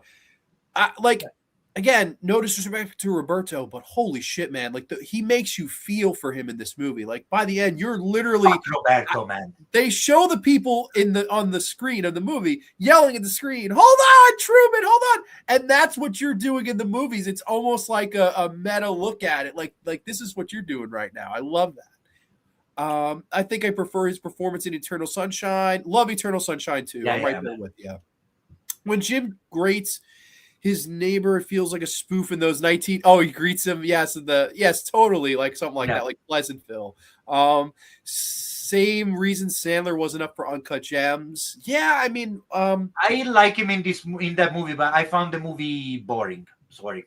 I honestly really liked the movie, and I liked him. I don't know Academy Award winner, but he should have been nominated. I would have nominated him for sure. Liar Liar, The Mask, Truman Show are my faves. His early stand-up and impressions are hilarious. Were his movies low budget, and that's why maybe he wasn't considered. I mean, the thing is, Chris, like this movie was up for awards. I think Peter Weir was up. I'm pretty sure Ed Harris was up. I mean, this movie got nominations, so I don't think that's the scapegoat. I like Peter Weir, by the way. Love Peter Weir. We might just see Peter Weir maybe coming up here, but worst Jim Carrey movies, Matteo? Oof. The Majestic was garbage. Oh, that movie fucking sucks. I agree with you. Okay. And maybe hot take. I hope not, John, but number 23. Yikes. Oof. Yeah, and you know how much I wanted to love that being a horror movie fan, but that movie's horrible. I remember I read horrible, not in a good way. Yeah, no, it's a bad horror movie for sure. Yeah, man. It's fucking, I don't know. That movie's horrible. I wanted to like it because it's Joel Schumacher, and I was like, oh my god, Joel Schumacher, Jim Carrey, like how could this possibly go wrong? And man, then I hit the play button, and that was the end of that, man. And then I have a guilty pleasure with him, which is Me, Myself, and Irene. I love that movie, man. It makes me laugh so much. I love Me, Myself, and Irene. He's one of those guys that he's really made few bad movies. Like I would point to like Mr. Popper's Penguins is terrible. I like Dick and Jane. I like him in there too. Oh my god, the remake of Fun with Dick and Jane. You know, I don't think I've ever seen that. No, with Tia Leone? No, I never saw it. Did you like it? Yeah, well, they're a good dynamic duo in that movie. Oh, okay. That's one I never saw. One I really didn't like him in was the a series of unfortunate events, the Lemony Snicket, because I saw that as a kid and I really wanted to embrace that movie. Count My Olaf, God, that right? movie's fucking terrible. It's Yes. way too long. It's so self-indulgent. It's terrible. Do you like his version of the Grinch? Well, now he is the Grinch, right? That version became so well known. I do. It's over the top, like the Grinch should be. Yeah, no, for sure it is, for sure. But Jim Carrey in the Truman Show, an awesome one. Dumb and That's Dumber to the biggest letdown of all time. Oh, the second one, yeah, the second one's terrible. The paranoia of the main characters in both films living in a manufactured I world. can see that. Interesting. There are scenes in each film that really mirror each other. I'll have to look for that the next time I watch. They But Live. I think that Truman has still had bubble gums. I think I've come here to chew bubble gum and kick ass. Yeah. Love him in the Sonic movies. Actually, did review the Sonic movies. Yeah. He's very good in those too. But Jim Carrey and Truman Show, I think this one totally should have won for my money as well. But back to the envelope of fun here, Mr. Appendino. What do we got here? Okay, a supporting actor role, as the whole fucking thing fell out of the envelope. Sorry about that. From 1987 and another Stanley Kubrick film, Vincent D'Onofrio in Full Metal Jacket. Yes, Vincent D'Onofrio, Full Metal Jacket. Do you remember the first time you saw this movie? I saw it early 90s. I was too young to saw it in the theater, and also as it came out in VHS. Man, this movie, the first half of the movie is perfection. The training at Paris Island, what these men are going through, what discipline does to a man, it breaks it in half if you don't have guidance. I love this movie, man. It's another Kubrick joint, and man, his interpretation of Lawrence, you can see it change. You can see he's not the same man from the beginning to the end of the movie. To the demise of his character. The end of the first half. Exactly. To the demise of his character. The movie is divided basically in half. Yeah, it is. And I mean, I know most people's first exposure to him would have been probably Law and Order, the Law and Order show he's on. I don't know which one. Have you ever seen the Law and Order show he's on? No, I have not. I'm not a big Law and Order guy. I'm not either. I don't know what it is about that show. I never could get into Law and Order, but that's mostly what people know him from. And I actually did first see him here, and I thought that the first half, I'm with you completely. I think the first half, Full Metal Jacket, is easily the better half of the movie, and I think that's kind of the problem over the years. Like Kubrick was always like, motherfucker, he's amazing as this character. Private Pile, who comes as this kind of fun-loving, goofy, jolly guy, and he's laughing at stuff and smirking and wipe that shitty grin off your face, Private Pile, or I will cut off your head and shit down your neck.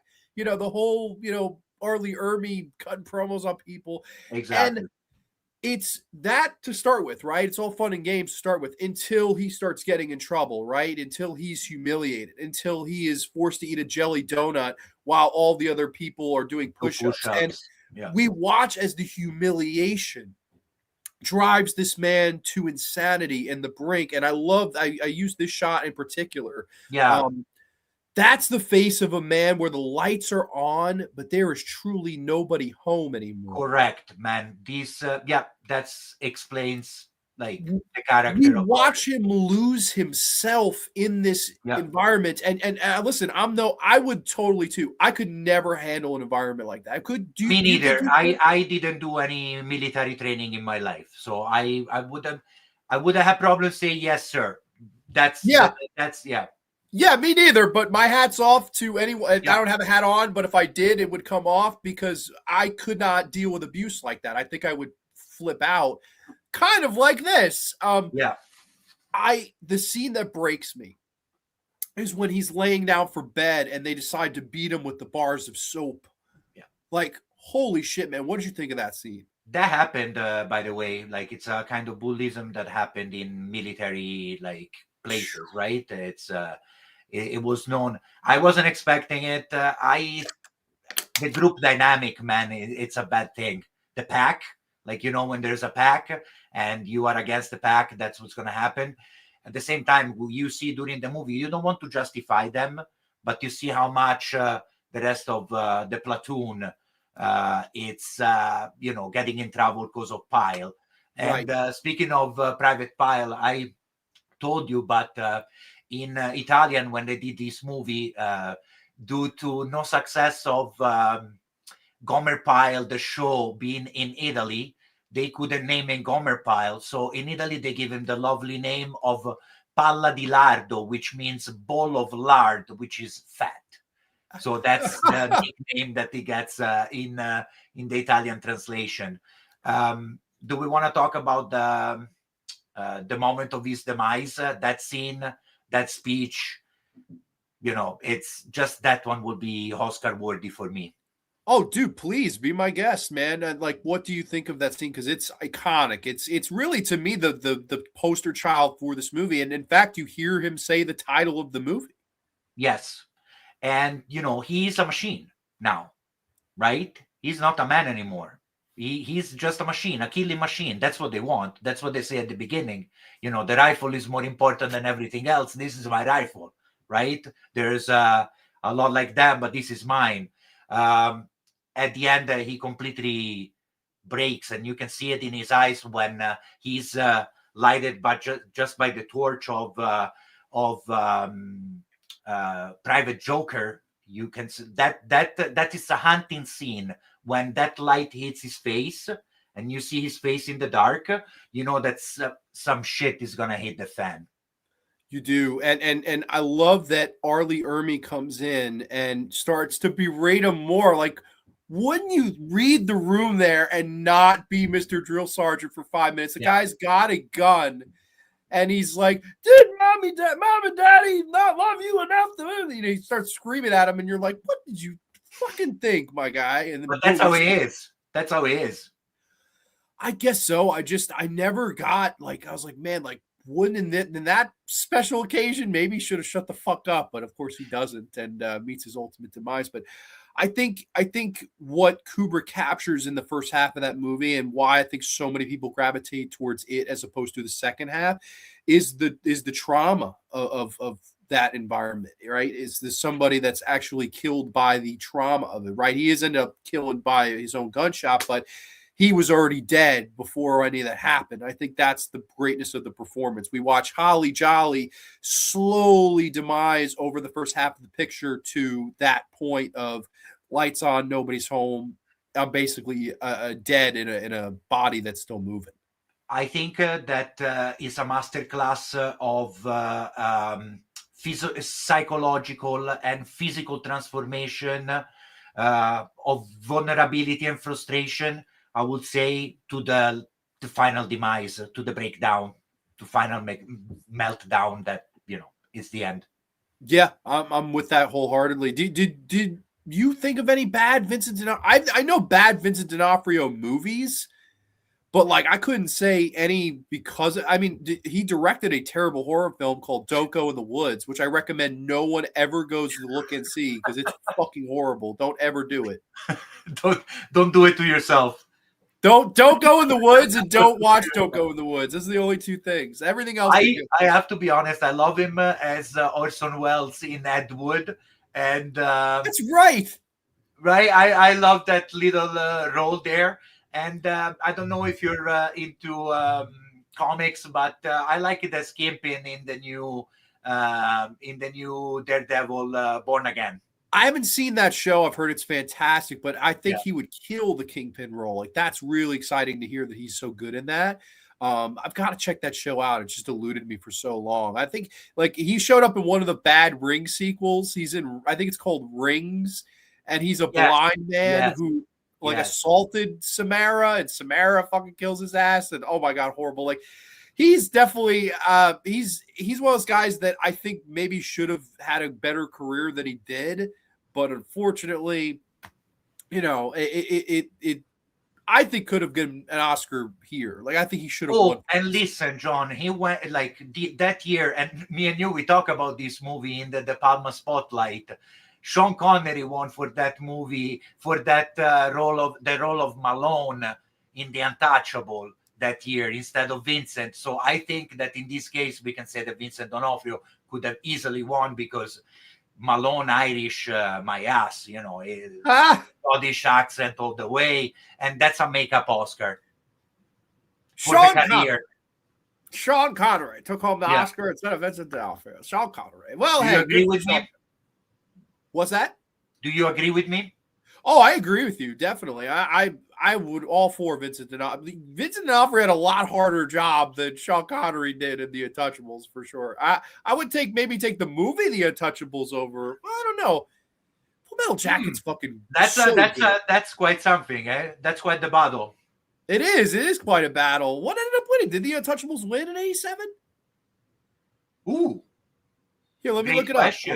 Great question. Like Best Picture?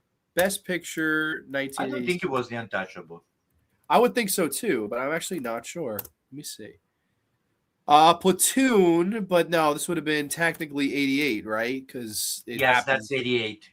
The Last Emperor, which I've never seen. Have you seen that? Of Bernardo Bertolucci. Yes. Bernardo Bertolucci. Oh shit! It's a very stylistic movie. It's a very stylistic movie. I like it. Bernardo. Okay. Let's see. I fucking lost where we were in comments. I don't know where we were. Okay, no worries. Matteo, what's your next one, buddy? All right. Let's go. I have two left. Two left. We did have one comment. D'Onofrio had a good performance, but he went Connery in The Untouchables. Okay. All right, and the Oscar goes to actor in a supporting role, Nathan Lane for The Birdcage. Whoa, little curveball. I love it. Little one. Nathan Lane, come on down for The Birdcage, one of my all-time favorite comedies. I agree with you. It's a guilty pleasure, man. I love this movie. Mike Nichols joined too, a remake of a French film, and my God, I think Nathan Lane kind of owns this movie too. The first exposure I would have had to Nathan Lane would have been The Lion King, I think, where he voices Timon, Puma and Timon, Hakuna Matata. He's the voice of Timon in that, so that would have been my first exposure. Do you remember yours? Yes, The Birdcage, 1996. Oh, was it really? Did you? Let me ask you this. I'm jealous if you saw this in the movie theater because I did. That's amazing. I saw it in the movies. It was a great movie, man. So laughable. And also, I saw the one, like not in the theaters, of course, the one from 1978 because it's a Italian and French production, and one of the actors that is La Cage aux Folles, which is the title in French, with Ugo Tognazzi, which is one of my favorite Italian actors of all times. So I was looking forward to see how this movie was done by Hollywood. I was so curious, and I think it was tasteful, and I think that the interpretation of Nathan Lane shows it. The chemistry, man, between all the cast members is incredible. The timing, the comedy. It's an underrated movie. I think this is one of my favorite comedies of all time. And I would agree that despite being in a movie with Gene Hackman, who we just mentioned before, Oscar winner, Robin Williams, Oscar winner, Diane Wiest, Oscar winner, and then you have Nathan Lane, who was an up-and-comer. The world really hadn't known Nathan Lane by this point. He had done things, but like this was one of his first bigger roles, and to be in a cast like that and to stand out and be this good is absolutely iconic. As we see him here as Albert, the I guess wife and the main star Starina of the nightclub called the Birdcage, which Robin Williams runs, which is a drag queen club. Yeah, it's a nightclub in of course Palm Beach, and you know, he's the main attraction, he's the main star, and the movie opens with the two of them fighting almost like, you know, husband and wife would, but yet of course this is a gay couple. And I love the way they portrayed it. And let me ask you this, because I know initially the studio wanted Robin to play the Nathan Lane role, and they were going to get a straight man, I guess, to play Yes, the Robin Williams role. I think Robin made the right choice here because, of course, he was coming off absolutely. Mrs. Doubtfire, which he was in drag, and he said, I don't want to play a character like that. Like, let's do Nathan Lane. And I don't think anybody else could have done this but Nathan Lane. He's so fucking good in this. And some of the best scenes is the plot of the movie, of course, is Gene Hackman and Diane Wiest are the parents of Clarissa Flockhart, who's funny Yep. enough, Pamela Ali Springs. McBeal. Exactly, Ally McBeal, and she's getting married to the son of Robin Williams, and of course, they're these ultra conservatives, and Gene Hackman is like running for, I guess, some sort of position of office, and he there's a doesn't. scandal going on. There's the scandal going on where one of his governors died in the bed of a prostitute and all these things, and you get two opposite sides, right? You have the extreme side and the other extreme side, and they have to meet together and kind of make happy because their children are getting married, whether they like it or not. And that's the whole movie. It's kind of a build to that final crescendo, and they're trying to teach Nathan Lane how to be straight, for lack of a better term, right? Exactly. There's the comedic timing in this fucking movie. It's has to be seen. When they're sitting at the fucking table and he goes, okay, you like the pictures, walk like John Wayne. And he does it. Yeah. And he looks and he's like, how was that? You know, he's like, well, was it good? And he's like, that was great. I just never realized John Wayne walked like that. Like every time that, it's so funny. You don't just take it and dab a little dots of mustard. You take the toast and you smear it. Smear. Yeah. I love, dude, that's some of the funniest shit of all time. And you know, John, you were saying, I find that it's great that Robin Williams didn't get the role of Albert, and he's perfect in Armand. Like the chemistry that they have between the two of them, like it works perfectly. And the interaction that he has with the straight family, let's put it that way, you know, it's great. She's more maternal than the mother of Val actually is, because she's more career-driven, right? Yes. He has more of a maternal side that she does. I find a great range, and I also like what he did since his 1996. You know, he did a lot for the LGBTQ community as well, this movie. Yeah, it is. And you know, it's funny. I actually finally saw it on the big screen towards Thanksgiving time. I went and they did a screening of it, and it was like, I guess it was, I don't remember why or what the screening occasion was, but it was a packed theater. And I did see quite a few gay couples. And like, I'm happy that everyone went and had a good fucking time. Like, we live in very sensitive times now where people could sneeze the wrong way and you could offend somebody. And like, to me, to sit in a movie theater and to bond and to watch something and get, you know, mutual enjoyment, that to me is what it's all about. And I think it was not offensive, the movie. I think it took the topic very delicate, like with white gloves. You know, I don't think there's anything that it's like offensive. I agree. I don't think so either. But then again, at the same time, I'm sure people that are would kind of be like, "Oh, well, it's not about you." You know, they would probably. No, okay, let's not go. I'm sure they could throw it back at us, but like, to be fair, I agree with you, and I think that the beauty of this thing, like if you look at it overall, it's at the end of the day, two people that love their kid and they want their kid to be happy and to marry somebody that's good. And like, that's all that matters on both sides, whether you're the extreme one or the extreme other. You know, that's kind of what both of them want. I love how the whole unveil at the end goes after the whole dinner and the singing and the, do you have any boys in your bowl? And the whole, Nancy Drew, you have the whole series, you know, the whole fucking, all the comedy. He unveils the wig and he says, "This is my real mother." It's in that moment that he embraces, like, she may have had me, this other woman, but you raised me, you taught me, and you know, made me the man I am today. And I know you love and care about me the most. And that, to me, I think is why The Birdcage is so eternal and why this performance works so well. It's just a parent that wants the best for their kid. It's as simple as that. Yes, whether it be, you know, gay, straight, right, left, up, down, doesn't matter. You know, all that matters is the love for your kid. And I think that Nathan Lane does just a great job in this role. It's very comedic, but it's also very heartfelt and very emotional too. He's had a really interesting career. Do you have any snickers for him? Because I really don't. I like him in the producer, the Broadway show. Okay. I saw it when I went to New York, so that was very cool. And I saw a movie with my kids called The Mouse Trap, maybe, I think. Mouse Hunt. Mouse Hunt. It was that good that I want to smash my head in one of the corners of the house. Do you really? It was so bad, man. So bad. I love that movie. That's one I grew up with. I grew up with Mouse Hunt. And love that movie to death. That's a really fun one. That's funny enough. The guy who made that went on to direct The Ring. So weird fucking coincidence. Yeah, but I love him in that. I'm trying to think of worst. Like nothing comes to mind. He didn't do a lot of movies. He went more to be theater.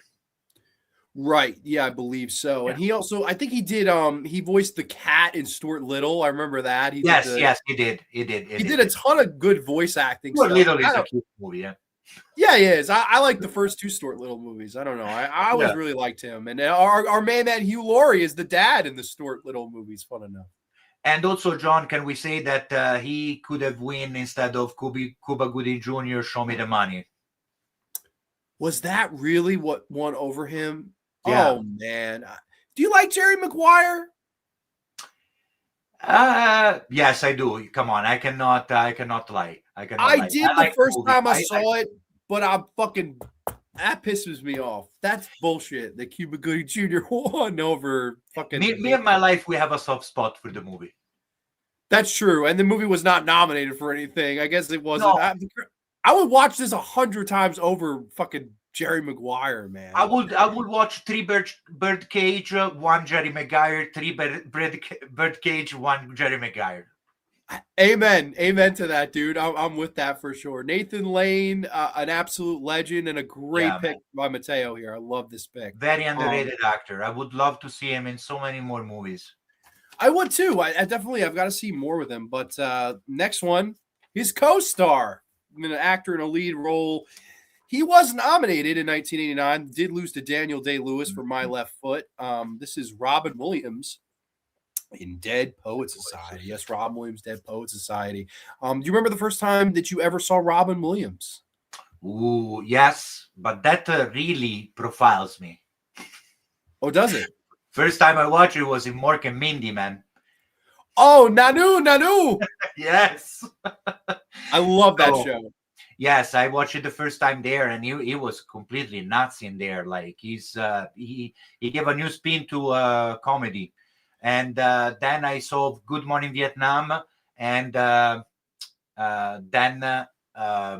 Dead Poets Society. Oh, nice. Okay. And I went in order because I guess you did go in order. I was growing. You were growing. You just had to throw Popeye in there, maybe somewhere, maybe. Popeye, I saw it later. Moscow on the Hudson. I don't know. He had an interesting. His entire career really fascinates me. I think the first time I saw him was Jumanji. That would have been the first time. That's another awesome movie.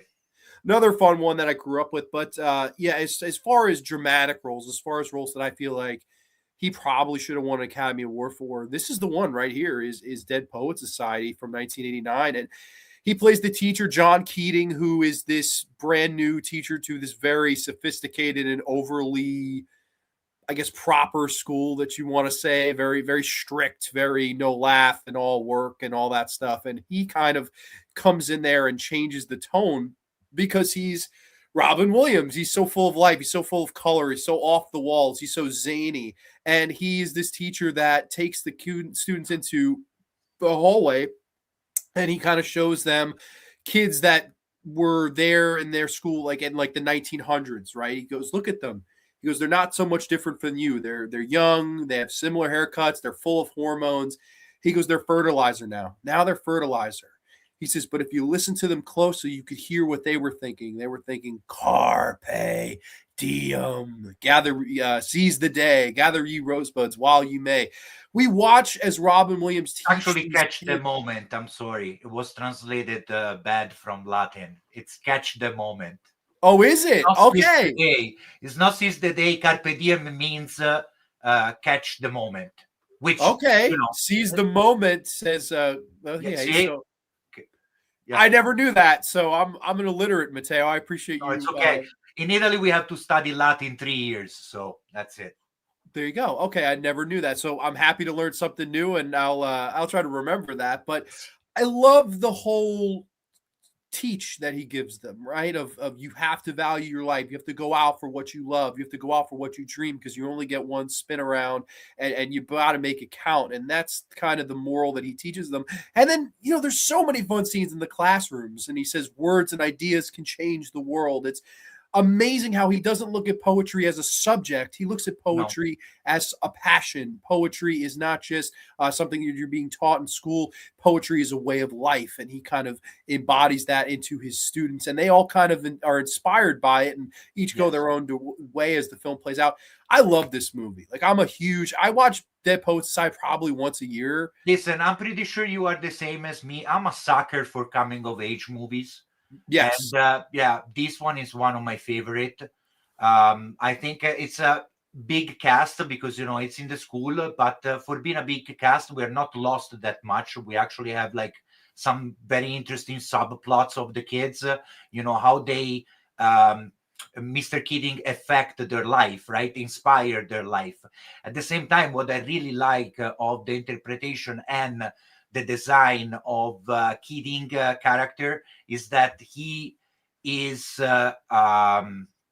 teacher that tells you to free up, free speech, get out, but he doesn't give you the instructions. So he's a character with flaws. He could have avoided different things with warning the guys. There's also compromise in life. It's not just go out and being yourself and doing that. So at the end, I love the recognition that he gets with the wonderful shot of them getting up on their desk and say, "Captain, my captain," like they do in the middle of the movie when they said, you have to go up here to see the life from a different perspective, right? Yes. So I find that not a triumph, but a tribute. Yes, and I completely am with that as well. I love the scene where Ethan Hawke is a very soft spoken, doesn't say much, and he's scared of the assignment. He's scared of his own shadow. He's scared of life. He's just a really timid guy. And Robin Williams says, "Hey, I'm going to have you all write an assignment and read your poem up in front of the class." And he doesn't do the assignment. And he goes, "Okay, stand up, come up here." And I says a barbaric yop. And he's yelling at him you got to yop. Give me a barbaric yop. Yop, yop. He's flat. Good God, boy, yeah, louder. He's kind of getting up in his face. Do it. And yop, there it is. Don't get away that easy. And the way that Weir kind of shoots around in the 360 as we're circling Robin Williams, focusing on this one student and ultimately teaching him that you've got to let it out. You can't just bottle everything up inside. Otherwise, you're going to live life in a really dull, boring, and pedantic state. You've got to just let it out. Be yourself, And I love how he beats that into him. And then Ethan Hawke gives this great poem. And everyone is kind of shocked, like, holy shit, it worked. And he kind of grabs him. He says, "Don't you forget this." I think that's a beautiful moment. I really do. And the stuff with Robert Sean Leonard, who shot out from House. Yes. Probably the most tragic story. Yes. The most tragic story of this movie, who he wants to go out for the school play. And he wants to be the lead. And his father, played by Kurtwood Smith, who from That 70s Show and RoboCop, amongst other things, he doesn't want him to do it because that's a distraction from his work, and he doesn't come from money and all this stuff. And there's the point where he gets the role and he goes, "Listen, I'm supposed to go on the play tomorrow. Like, what do I do?" And he doesn't go to his own father. He goes to Robin Williams and says, "What do I do?" And Robin says, "You tell your dad how you feel. Like, that's what you need to do." He doesn't parent him. He goes like, "Listen, this is between you and your father." And I always love that too. He didn't overstep there. It was like, "Listen, that's your battle with him. But I want you to do what makes you happy, but I want you to also do it with their blessing and their approval, and then ultimately that goes astray as well." But what did you think of the whole thing? Because I always had the sourest taste in my mouth about this movie when they let him go and they blame his suicide on Robin Williams. I think that's just the dirtiest. I'm always like, oh, like bastards. Definitely, it was. Let's say it was not his fault. No. But at the same time, you said he didn't overstep. Maybe if he overstepped, that could have been avoided. That's all I'm saying.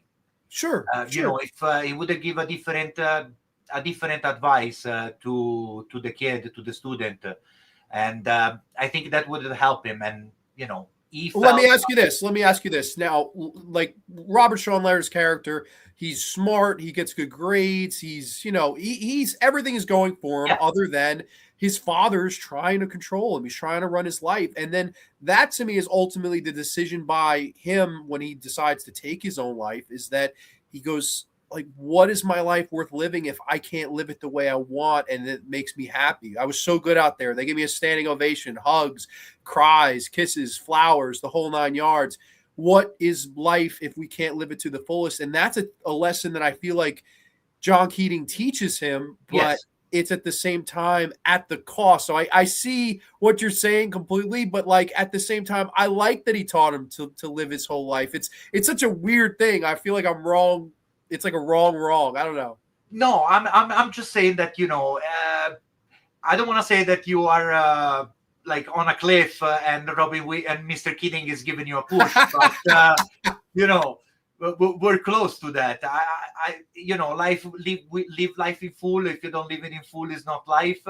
You know, you need to compromise. But I understand that a mind of a teenager, you know, it doesn't think like you or like an old geezer like me.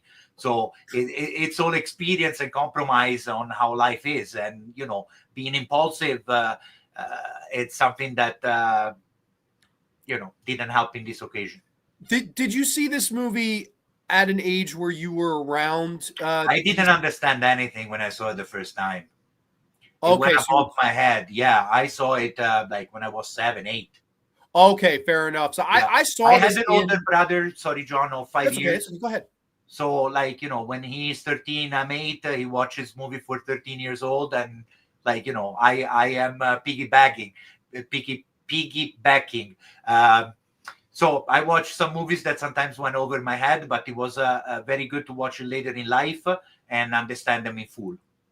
Totally got that. Yeah. I saw this in high school, so it really hit for me. I remember this movie inspired me. I remember at the time, there's the whole Knox Overstreet character who he falls in love with this random girl, doesn't know of his existence, and he's I'm gonna make you love me, you know, all that. I remember I went and asked a girl out that was way out of my league because of this movie, and it did not go well. Thankfully, it did not go like the movies. But no, I liked that it gave me the inspiration to say "Carpe diem." Like, yes, go. No, that's absolutely awesome. And, I don't know. Like, it could have been better, sure, but you know what? It also could have ended where I never did it, and always would have regretted the whole "what if." You know, what if she would have said yes? What if? But don't you think also that those two sub stories they how do you say, they're parallel to each other? They're never like. He due to Keating basically finds the woman that he loves, because at the end, you know, they stay together and watch the play. Yes. And then there's the demise of the other student. You know, one is the good ending, and the other is a bad ending of the teaching of Keating. Yeah, it's the parallel. It's the parallel, right? It was one of them. One of them found the true love of his life. Yeah. Ethan Hawke found his voice, I think. And I think when they all stand up at the desks at the end, when they all stand up and they say, "Oh, Captain, my Captain," I think you see that he touched each one of them in a way where they're never forget it, and they've changed for the better as well. I think that's a beautiful, beautiful moment in this movie. I love Dead Poet Society. Now, like I said at the beginning, he did lose to Daniel Day-Lewis, and I know obviously we're both big Daniel Day-Lewis fans, but should this have been the one for Robin Williams? And if not, do you think there's any other performances that he maybe should have won for? I like this performance better than Good Will Hunting, which is the one that gave him the Academy Awards at the end. Yes. I love him in The Fisher King. That's a great one. Came out just a couple years later. I'm a sucker for Gillian, so you know that movie is just great. And Jeff Bridges, that's a great movie. And Good Morning Vietnam, It was another one that I put up there. Robin Williams is just great, man. I could nominate 4 or 5 movies that he would have deserved a nomination at least. I agree. Do you have a worst Robin Williams movie? Oh, there are 2 that are garbage, my friend. Oh, I think there's more than that, but go ahead. I'm curious. It's because I'm good to Robin Williams, rest in peace. Okay, fair enough. So I would say that Flubber and Jack, they're pretty bad. Jack was my number 1. I think it's the worst one. But have you ever seen Old Dogs with him and Travolta? Yes, I have. I didn't even thought about that movie, man. Oh my God. That was very bad. A horrible film. Like, that is as bad as it gets, man. Like, I don't know if it gets it. Do you remember Man of the Year too? It was like a movie where he won the election. Bad too. Yes. That I don't remember liking. A lot of people hate Toys, but that's one I wanted to ask you, what's your take on Toys? Sometimes I like him, sometimes I don't. It depends on the mood that I am. Toys, I actually did review Toys on one episode of this. I don't remember what episode it was, how fucking Toys came up, but I reviewed the movie. Production value is amazing in that movie. Like, holy shit. He's really good in it. I think it has a bad third act. I think it suffers from a bad third act, but the rest of it I really like. Like, I like what's her name? Robin. Oh God, what the fuck is her name? From Forrest Gump. Robin Wright Penn. Is it? Robin Wright. Robin Wright. Okay, I thought you said Robin Wright man. I was like, Robin Penn. Before she was married with Sean Penn. So I am old enough that for me, when I saw her the first time, she's Robin Wright Penn. There you go, Robin Wright Penn. Yeah, oh man, I'm showing my age. Too. I'm showing my terrible youth. I'm so sorry. I'm such an embarrassment. No. Can I ask you a take on a Robin Williams movie? What do you think of the Bicentennial Man? Okay, I have a soft spot for the Bicentennial Man. Bicentennial Man, yeah. Listen, I enjoy the movie, but it's not a movie for everyone. It is bizarre. It is bizarre. Like, it's a Chris Columbus film. It's really long, and it really was mismarketed. I think that's the biggest problem with Bicentennial. And like, if you look at the trailers, it doesn't at all resemble the movie you get at all. So like, when I thought I was going to get one, I was like, oh, Bicentennial Man. And then it's like a really sad movie. And I didn't fucking know that as a kid. So I don't know. It's not one of my favorites, but I don't hate it. Like, I watch it over Old Dogs. Oh, jeez. And then there was another one that was bad with him and Billy Crystal, Daddy something. Father's Day. Father's Day. Yeah, man. That one is still smoking. Yes, that one's for the birds. That one's fucking terrible. Yeah, bad one. He made a lot. As much as I love Robin Williams, he was in some bad movies. There's no doubt. But I don't know. This is what I like. One more Robin. Sorry, I could talk about Robin Williams all day. No, I know. Me too. 1 Hour Photo. Was that an Oscar-worthy movie? No. Don't like him in it, or the movie just? The movie is not my favorite movie. I think it could be done. Oh, another bad one, man. Insomnia. I actually don't mind Insomnia. I like both those movies. Okay. I like both those movies. I would take 1 Hour Photo over Insomnia, but that's okay. Yeah, same. Jesus Christ, this has become a Robin Williams retrospective. Well, do you ever see the final cut with Robin Williams? No, I have not.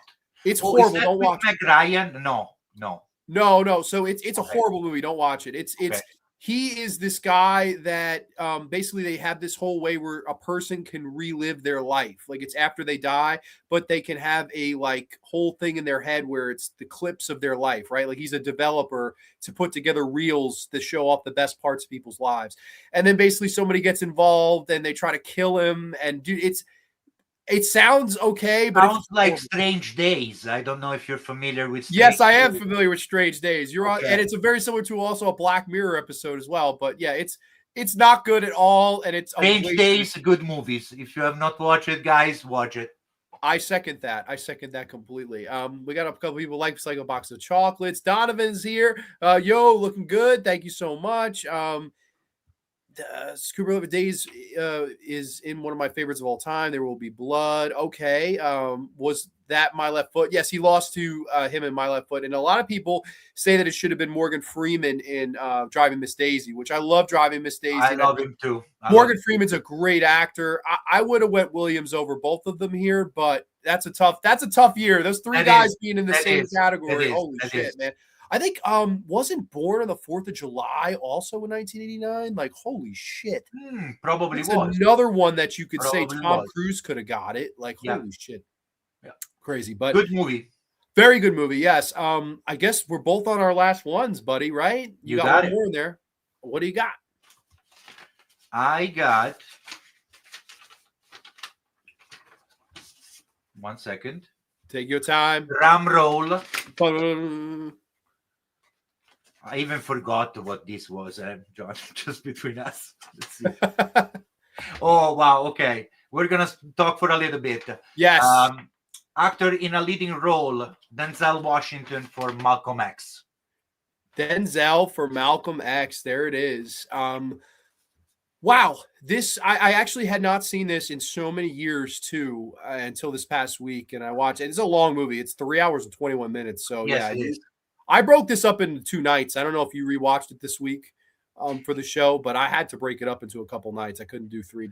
So since I'm one of those, John, that when he puts a movie in bed, he falls asleep after 20 minutes, I decided that if I am on my couch and I start a movie, I need to finish it. So I watched it in one sitting, but I completely understand. Hell yeah, I love it. I'm similar. Like anything over 2.5, then I go, might have to break this up a little bit. Granted, I could watch 9 Tomie movies, which are fucking, granted they're about an hour long each. But holy shit, man! Do you remember the first time you saw Denzel? Because I think he is one of, if not the greatest living actor that there is. Okay, Glory. In Glory. I think I saw him the first time. Okay. Yeah. I would have been Remember the Titans was the first time I ever saw. Oh, wow. Okay. Which would have been the year 2000. That's one of my favorite movies. I love that movie. I'm amazing with Hayden Panettiere, man. Yes, Hayden Panettiere. That's right. She's in it. Will Patton. That's a great cast. Ethan Suplee. Really good people. Yeah, no. Remember the Titans is a great coming of age movie. Yeah, there we go. That's coming soon to you. Coming of age movies. We're back. We're back. Yeah. Do you remember the first time you saw Malcolm X? Oh, I didn't watch. So this one is 1992. So I was 7 years old. My parents forbid me to watch this movie, so I had to wait 5 years. I probably watched it like before 2000, and I found this interpretation just incredible. He is Malcolm X. I've seen documentaries, I've seen Malcolm X interviews, rallies. Man, he's the embodiment of Malcolm X in that movie. And Spike Lee did a great job directing the movie. I find him very layered and distinctive toward the 3 parts of the movie. That probably we can say the beginning and Detroit. And then we can say that when he goes with Elijah Muhammad is the second time. And then we have After Mecca. So I find the first part of the Malcolm X performance very confrontative. Everything is against black men. Everything. Even a traffic light that doesn't become green. Everything is, to be said that it's wrong. And then you have a more calm and collected Malcolm in the second, and then you have a very reflective Malcolm in the third one. It goes and it layers the character perfectly through the movie. Yes, it does. It's truly the stages of his life, right? Where he's the confrontive, argumentative, preacher, and then of course as he slowly but surely mellows out by the time that the trip to Mecca, like you said. And I had honestly learned about Malcolm X in school. That was the first time I had ever heard the name Malcolm X, and we learned about Malcolm X. And then I had seen clips of the real Malcolm X, and then I saw this movie, and man, I have to agree with Spike Lee, because I watched an interview with Spike Lee discussing this movie. It's spooky. And that was the word that Spike used, and how good and on and accurate that Denzel's portrayal of Malcolm X is in this movie. It's not just accurate. It's not just good. It is spooky. It's truly, if you side by side clip, other than when Malcolm X was speaking, there was no color on the TV. There's just, it's like you can't tell the difference. Fitting images. Yeah, and that's, to me, when you truly have made it as an actor, is when you can disappear into a role. I don't see Denzel Washington. I see Malcolm X. Like that to me is, and that's the ultimate compliment from me. As he owns this movie, and this is not just not like Leo owning the Aviator movie. It's a nearly 3-hour movie. This is even longer than that. It's almost 3.5 hours. And it's another talkative movie. It's a very talkative movie, very argumentative. And I'll be honest, I'm not into political debates or arguments, things like that. These are not things that I'm just in real everyday life not into. However, the conviction of his speeches, the way they're delivered, his energy, enthusiasm, and electricity in this role is unmatched to anyone else. And I think that it shows Denzel at his absolute best. And now, listen, there are Denzel movies I like way better. There are Denzel performances that are good, just as good. But I don't know if any one of them reaches the pinnacle of this. This might be his best performance. Do you think it is? There are so many good Denzel performances. Right.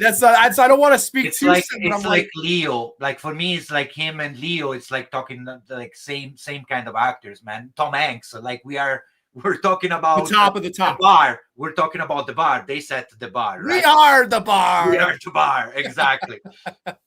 Let's stick with cinema better. Sure. Sorry. Training Day, fantastic. Yes. American Gangster, fantastic. Yes. The Hurricane, won for American Gangster. Pelican Brief. I love it in all these. I love Man on Fire. Man on Fire, yes. Yes. Remember the Titans I throw in there? That's Remember the Titans was already, we already discussed and said it's a great movie. Exactly. We got it there. But as you were saying, when he does his speeches, he uses his body and tongues as a weapon. He's a weaponized man without a weapon. And it's, a paradox that he gets basically killed in that way. Well, the weapon was his words. He was he was so well spoken and such a good public speaker that his words, they hit really. And there's so many scenes in this where it's like, oh man, like what, that's brutal. There's a great scene where this one girl, she walks up to him and says, listen, I'm a white person. I'm for your cause. What can I do to, help your cause and spread your word? And he just goes, nothing, and just walks back. Like how cold he delivers that to get away from me. Like this woman trying to be like, I'm on your side. I want to help, blah, blah, blah. Nothing. And like the Malcolm X you see there is so different from where it ends up, where he finds peace. I think he is a guy that evolved and was always thinking. And by the end of the picture, there's a real life story where that happened.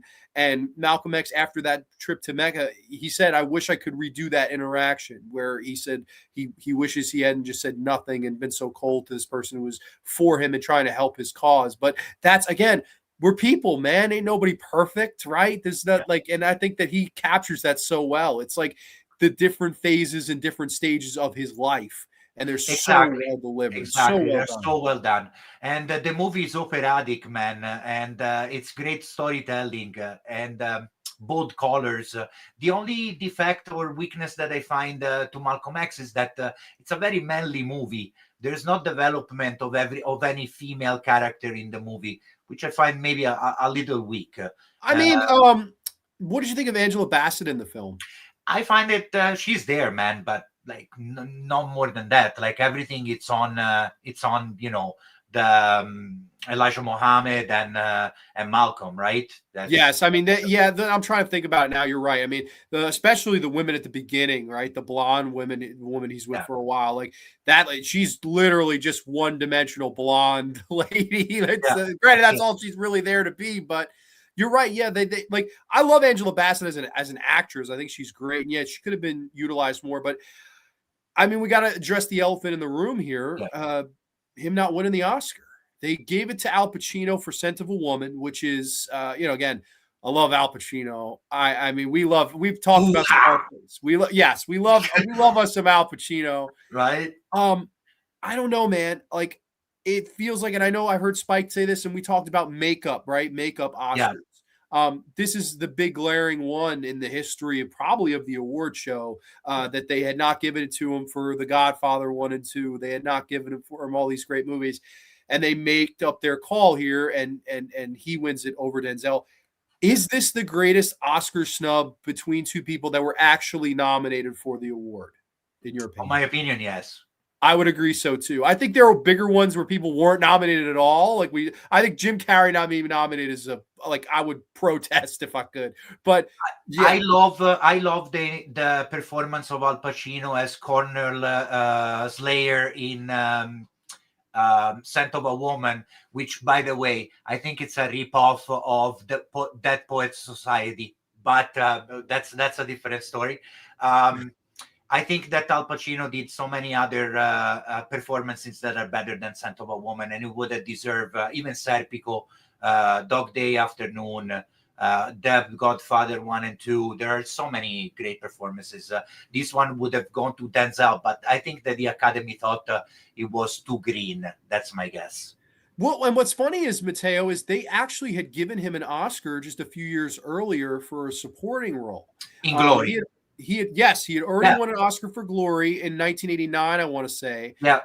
And so it wasn't the fact that they were blah, blah, blah, but I do think this was just we got to give one to Al, and unfortunately what fell by the wayside was this performance that feels like the number one performance of his career. And again, in a perfect world, we think Leonardo DiCaprio's best performance, or I guess one of his best, I would say his best performance for me is Wolf of Wall Street. I don't know about you.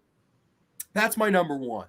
And I think in a perfect world, he wins the Oscar for that. But he wins it the next year for Revenant, which again feels very much like a makeup. Denzel wins for Training Day, almost 10 years or so down the road. Which is a great movie. When I watched it first time, I was so pumped. Yes, and I'm happy for him, and he deserves it. And he's one of those guys that got his day, right? You're looking at the Keatons of the world, Nathan Lanes of the world. They haven't had their day yet. No. So I'm happy they did get his Oscar there. But to me, I think when you ask somebody best Denzel performances, this one, it's missing this little statue right here. Do you like Spike Lee? What are your thoughts about Spike Lee? I like Spike Lee. I mean, listen, Spike Lee is as New York gets. He's a diehard Nick guy. So I feel very hometown, home state connected to him. I much prefer his earlier work, which is the case with pretty much every director. Do the Right Thing. Love Do the Right Thing. That's probably my favorite of his. I love White Man Can't Jump. I love. That's not White Man. That's not him. No, he didn't do that. He didn't do White Man. Summer of Sam. Do you like Summer of Sam? Yes, I do. I like Inside Man. I like 25th Hour. Not seen that one. With Edward Norton? No, I've not seen that one. Any good? It is. Okay. I've not seen that one. That's one I'll have to keep my eye out for. And Black Klansman I liked as well. I didn't see that either. I didn't see Black KK Klansman. I'm a big Spike Lee guy. Yeah, it doesn't look like it, but trust me, Spike Lee and Prince, man.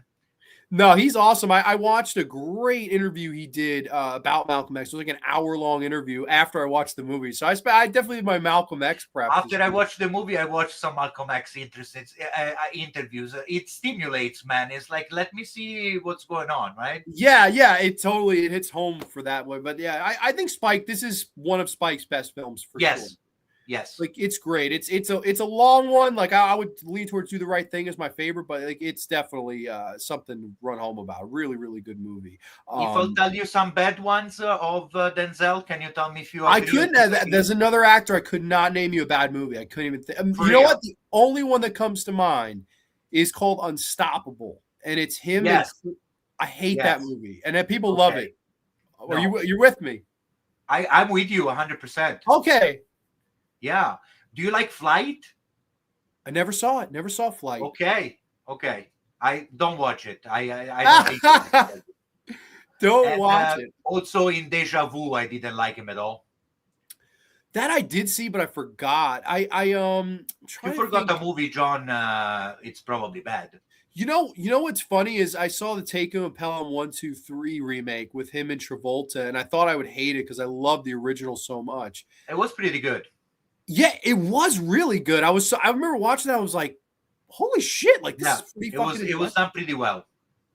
It was, yeah, that's a pretty good one. But yeah, not too many bad Denzel movies. They definitely don't. Not as many as Rob Williams, No, unfortunately. I didn't like him in the Book of Eli. Maybe it's a hot take. The Book of Eli. That's didn't they do a sequel to Book of Eli just recently too, or am I crazy? That one I don't know. The first Was one Book of I didn't like Eli? him Let me that see. much.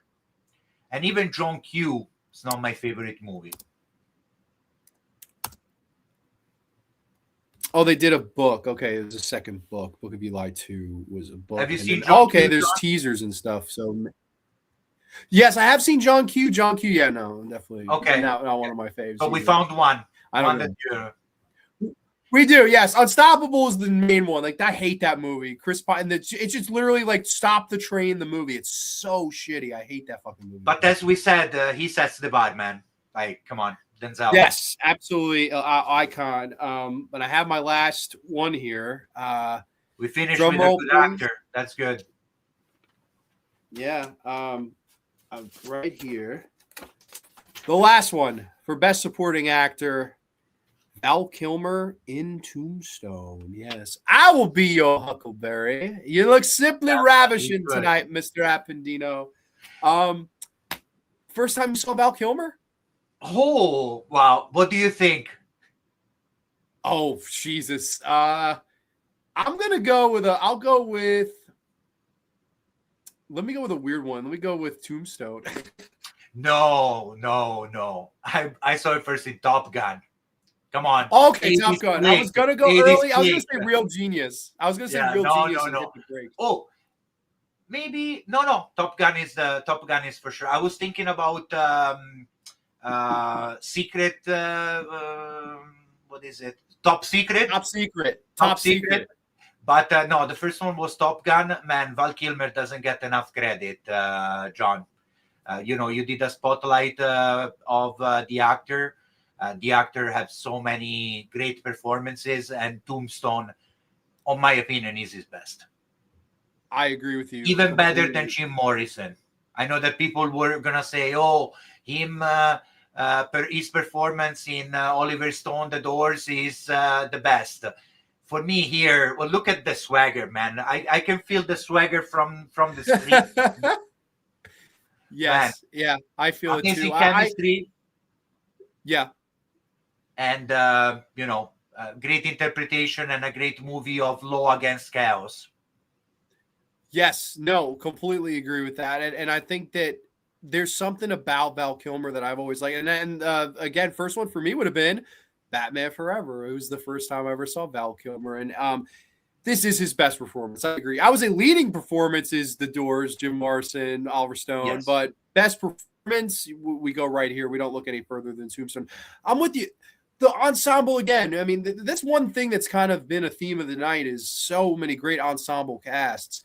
And this is no exception. You get Kurt Russell in the lead as Wyatt Earp. And then, of course, in steps, the legendary Val Kilmer in his best role.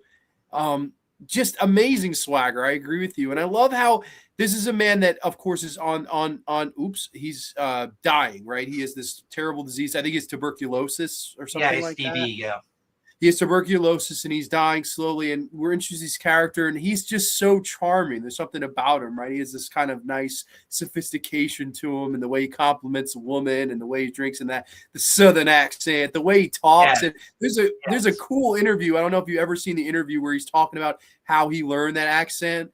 And oh no, I'll have to send it to you after the show. He says that he met a man in a bar that talks so quietly that you could have a baby before it finishes his story. Like the way he does, I can't do it. I'm not about No, but that's pretty cool.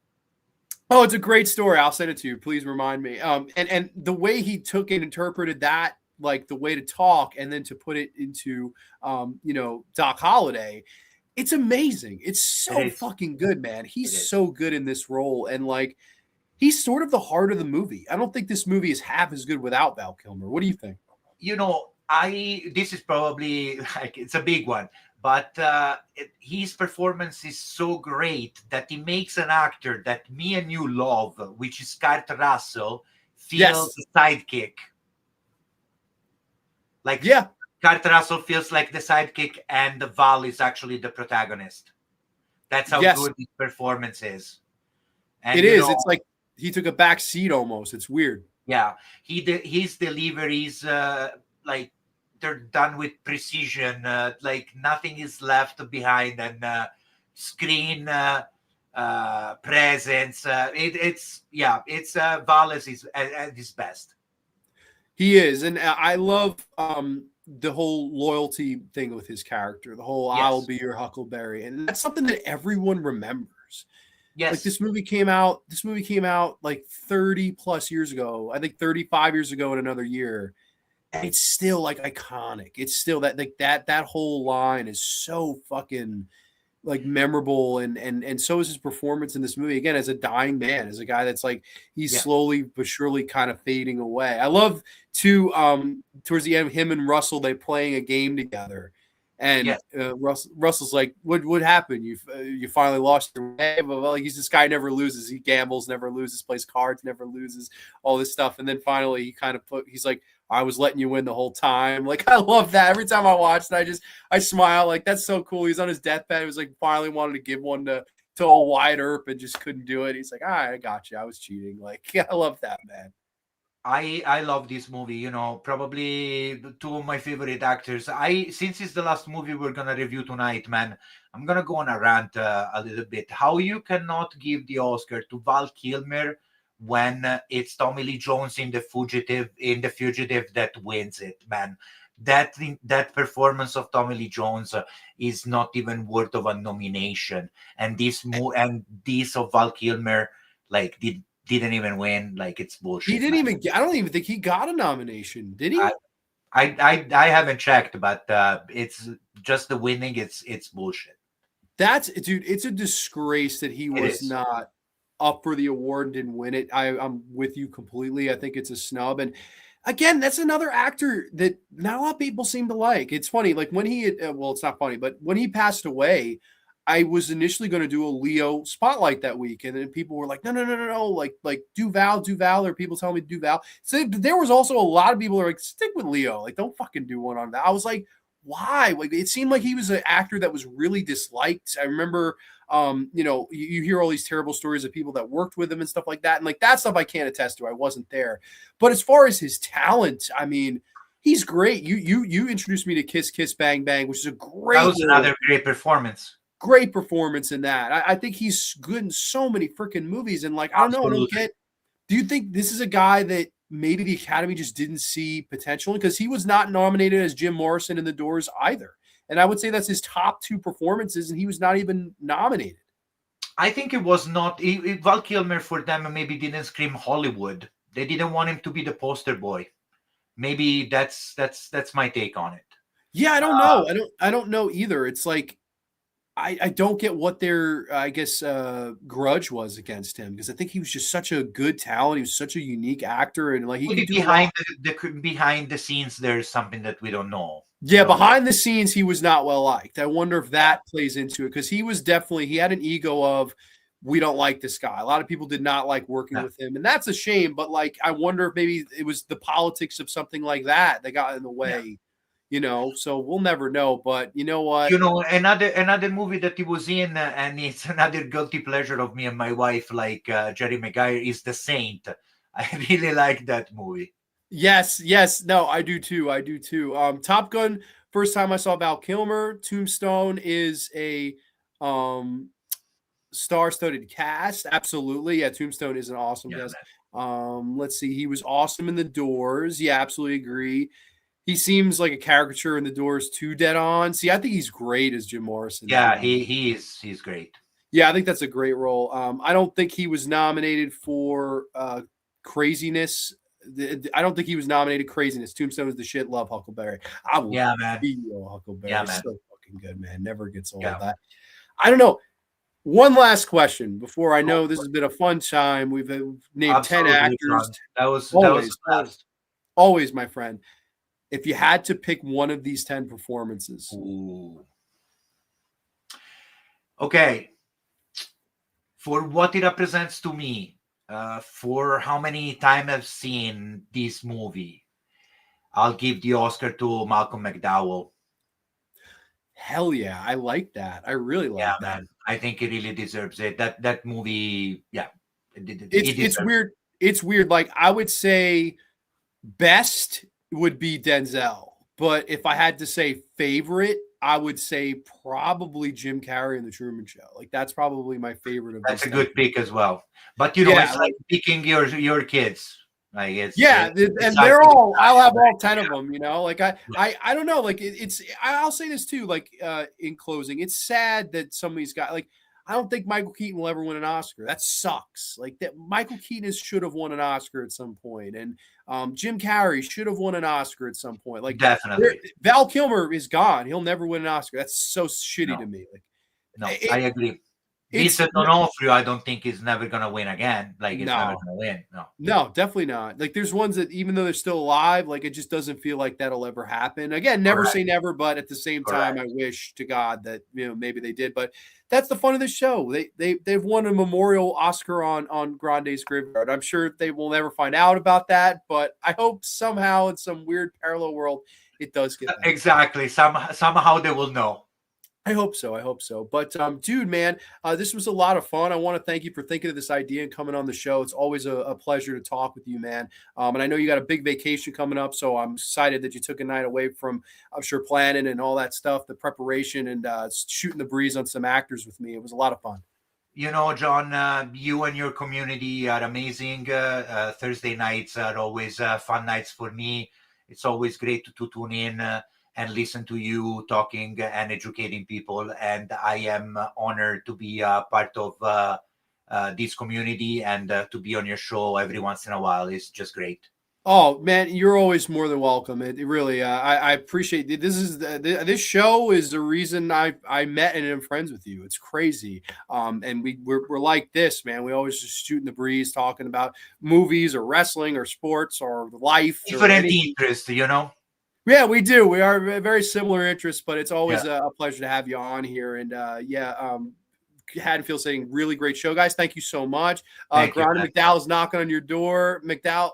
No, he was not nominated. You were wrong, actually. He was not, unfortunately. People saying great Thanks, everyone, for watching. Yeah, so thank you to everyone. So, everyone, hope you have a safe, happy, healthy weekend. We will catch you next week for the Pop Star Horror Special. Going to be a lot of fun. And we will catch you next time only on the Graveyard. Get your Oscars ready for Oscar season. Catch you next week, everybody. Cheers.